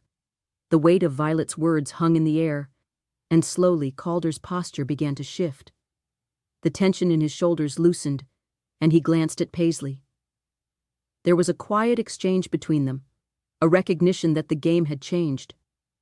Violet wasn't the easy target they had assumed. Finally, Calder exhaled sharply, his eyes locking onto Violet's. Fine. But you're making a mistake. This is your last chance, Mom. You can stay here, fight for a house that's falling apart. But I'm not going to help you when it all falls apart. Just remember that. With that, he turned and walked toward the door. Paisley followed closely behind, her eyes never leaving Violet's face, as though measuring her every move. Violet stood in the doorway, watching them leave.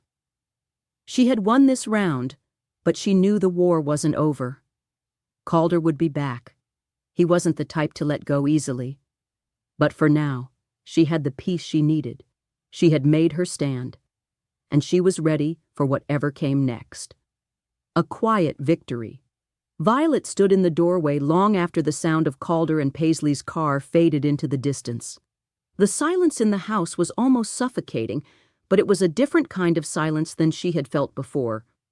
This wasn't the quiet loneliness of her grief, or the tense stillness of constantly being on edge. No, this was the kind of silence that came with a hard-earned peace, a peace that had been fought for and won. As the door clicked softly closed behind her, Violet took a deep breath and turned back into the house. The familiar creak of the floorboards under her feet was comforting, grounding her in the reality of what she had just accomplished. She had held firm. For the first time in weeks, she felt a sense of calm wash over her, as though the weight she had been carrying was beginning to lift. She moved toward the living room, her eyes falling on the photo of Howard on the mantel.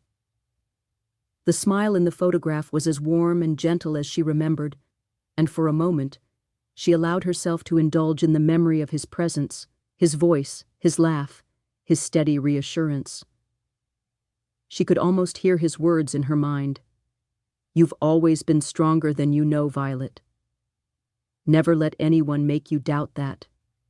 It had been his way of reminding her that no matter how difficult life became, she had the strength to overcome it. And now, here she was, standing in the house that they had built together, refusing to let anyone take it from her. It wasn't just the house, though. It was her life, her dignity, her autonomy. For the first time in a long while, Violet felt like herself again. She wasn't a frail, elderly woman in need of saving. She was a strong, independent person with every right to stand up for what was hers. Violet sank into her favorite armchair by the fireplace, the warmth of the crackling fire offering a sense of comfort. Her hands, still trembling slightly from the tension of the past weeks, rested in her lap as she took in the familiar sights around her. She thought about everything Howard had worked for, everything they had built. And she knew that as long as she lived, she would protect that legacy with everything she had. The letter from Howard, the one that had confirmed her rights, had been a game changer. Calder hadn't expected it. He had thought that by playing on her age, her vulnerability, he could manipulate her into giving up the house, into giving up control. But Howard had been one step ahead of him, ensuring that Violet would always have the final say in the matters that mattered most. Violet knew Calder wasn't finished. He was stubborn, determined to get what he wanted. But now, more than ever, Violet was prepared for whatever came next. She wasn't alone in this fight. Howard had taken every measure to protect her, and she had the will to carry on his fight. She would not let her son, her own flesh and blood, take away her life's work. The weight of the battle, the emotional strain, still lingered. But Violet was beginning to realize that she was stronger than she had ever given herself credit for. She had been resilient in the face of grief, in the face of betrayal, and now she was more than just a woman protecting her home. She was a woman reclaiming her independence, her right to live on her own terms. The clock on the wall ticked quietly, and Violet allowed herself, a moment of reflection. She thought back to the day she and Howard had moved into this house, so full of hope and excitement for the future. They had worked so hard to make this place a home, to build a life that was meaningful, not just for them, but for the family they had hoped to create. Though their dreams had been altered by time and circumstance, they had never wavered in their love for one another or for the life they had created. And now, in the silence of this home, Violet realized that she had one final thing to prove. Not to Calder, not to Paisley, but to herself. She had to prove that she could stand on her own, that she was more than just the widow of Howard Aldridge. She was Violet Aldridge, a woman with a past, a present, and a future. She would decide what came next, but there was still a sense of unease. Violet wasn't foolish enough to think that Calder would let go so easily. He would come back, more determined than ever to take control. He would twist the truth. He would try to undermine her. But Violet had something he didn't have: the truth. She had Howard's words, his foresight, and her own conviction to guide her. In the following days, Violet began taking small but significant steps toward ensuring that she could continue living on her own terms. She made calls to repair the house, calling in specialists for the roof, the plumbing, and even the garden. She was determined to show Calder that she wasn't helpless, that she could manage just fine without his interference. It wasn't just about maintaining the house. It was about reclaiming her life, about proving that she was still in control. Each small victory felt like a reaffirmation of her independence. The garden slowly began to bloom again. The roof was repaired, and little by little, the house began to look as it had before, well-maintained, cared for, and full of life. Violet found comfort in these simple tasks, in the routine of caring for the home she loved. It reminded her of the years she and Howard had spent here, and it gave her the strength to keep fighting. But it wasn't just the house that needed attention. It was Violet herself.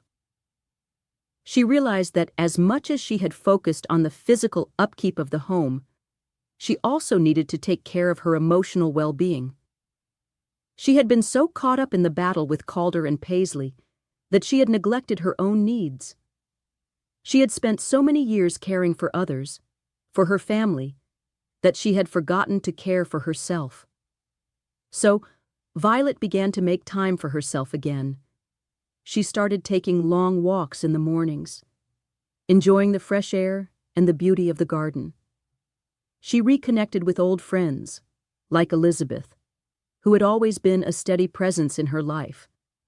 And most importantly, she allowed herself to reflect on her own strength, to remind herself that she was not the frail woman Calder had tried to paint her as.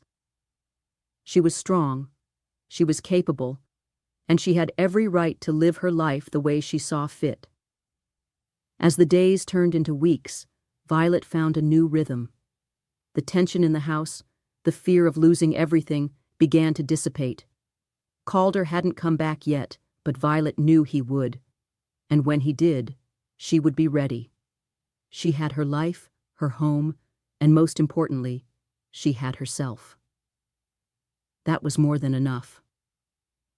Violet smiled to herself as she sat by the fire, the warmth wrapping around her like a comforting embrace. She had won this battle, but the fight for her future wasn't over. And she was ready. A new beginning. The days had begun to stretch into months, but Violet still found herself standing tall, unbroken. Calder and Paisley had made no further attempts to reclaim control over the house, at least not directly. Violet wasn't naive. She knew they would always look for opportunities to assert their dominance, but she had proven her strength. She had shown them that she was not some fragile, elderly woman to be cast aside when they deemed it convenient.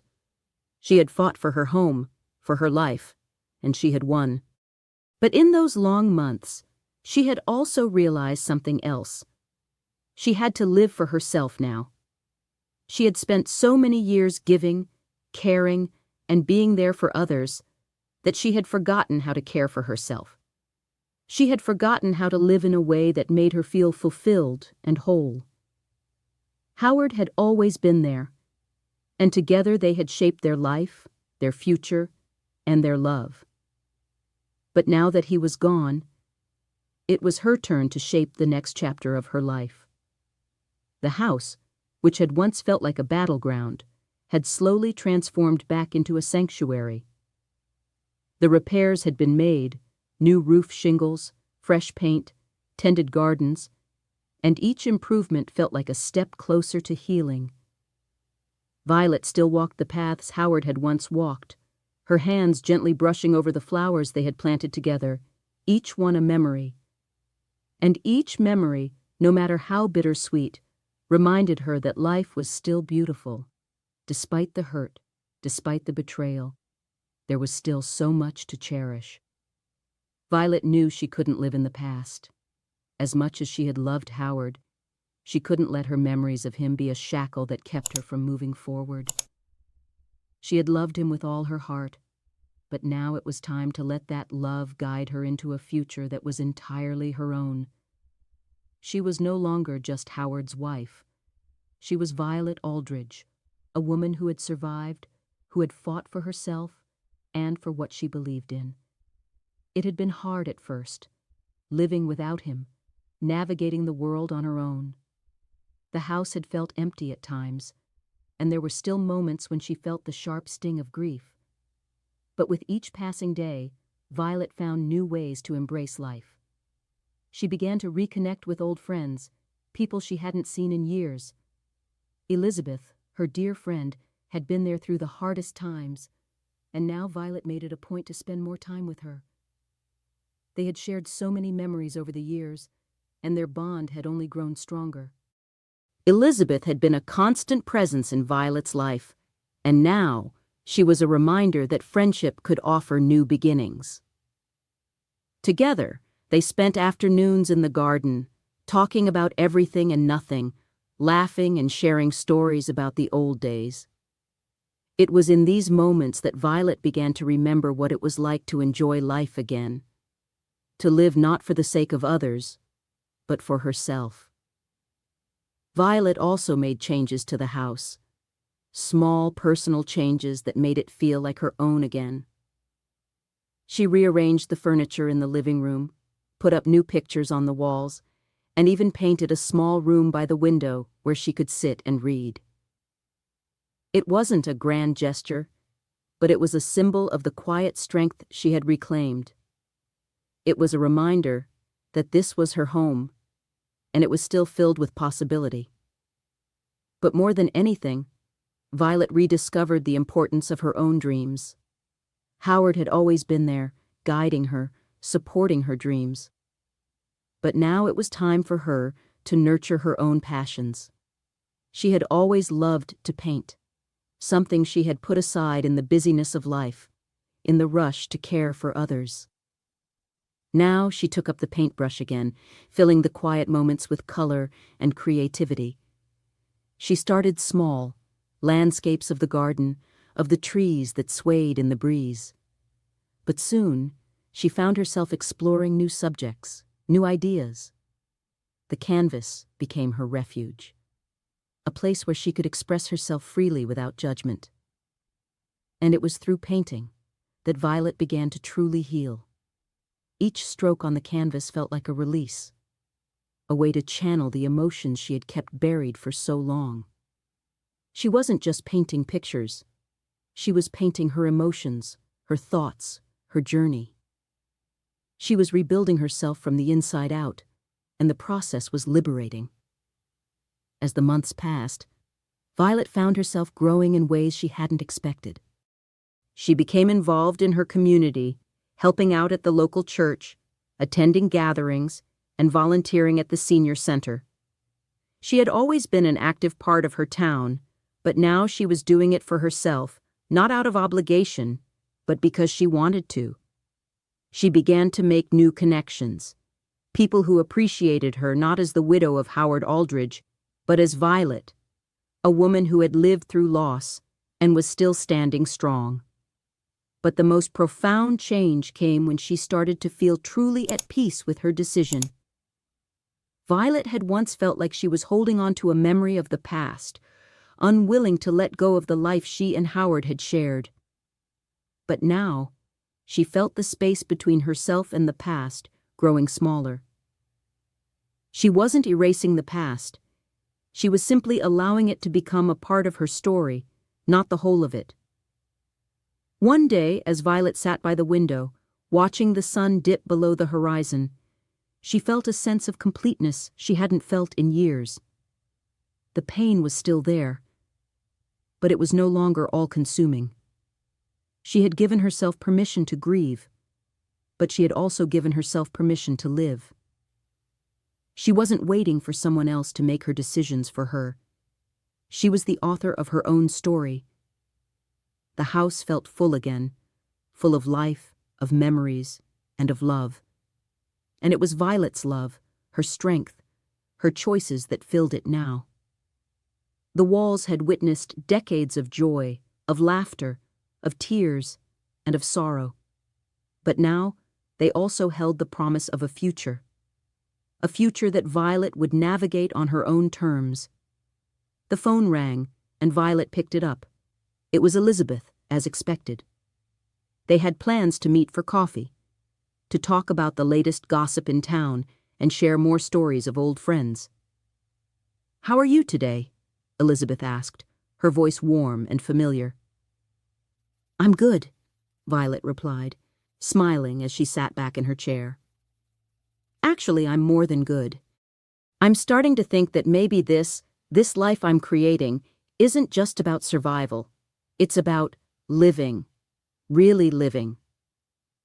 "That's the Violet I know," Elizabeth said, her voice full of pride. "You've come so far?" Violet nodded, looking out at the garden, where the irises Howard had planted years ago swayed gently in the breeze. "I have," she said softly. "And I think I'm ready to see where it goes next." The key lesson from Violet's journey is that resilience and independence are not defined by age, but by the strength we carry within ourselves. Life can present challenges, whether it's the loss of a loved one, betrayal by family, or the fear of growing older. But these challenges don't diminish our ability to take control of our lives. Violet's story is a powerful reminder that we always have the power to choose our path, no matter where we are in life. It's about finding the courage to face difficult situations, reclaiming our sense of self, and pursuing what makes us feel alive. Just as Violet took the time to rebuild her life after loss, we too can rebuild and reshape our future at any stage of life. The key is not to let others define our worth or our choices. By embracing change, accepting our past, and choosing to live for ourselves, we can find a new purpose, a new chapter. Age is not a barrier, but an opportunity for growth, reinvention, and living life on our own terms, no matter what life has thrown our way. Thank you for sharing these moments with us. It's easy to forget that even the most difficult chapters of life can lead to new beginnings. If this story touched you, let us know where you're watching from, and feel free to share your thoughts. Don't miss the next part of this journey, where we'll dive deeper into how life's lessons can shape our future. Stay tuned, and I look forward to seeing you again.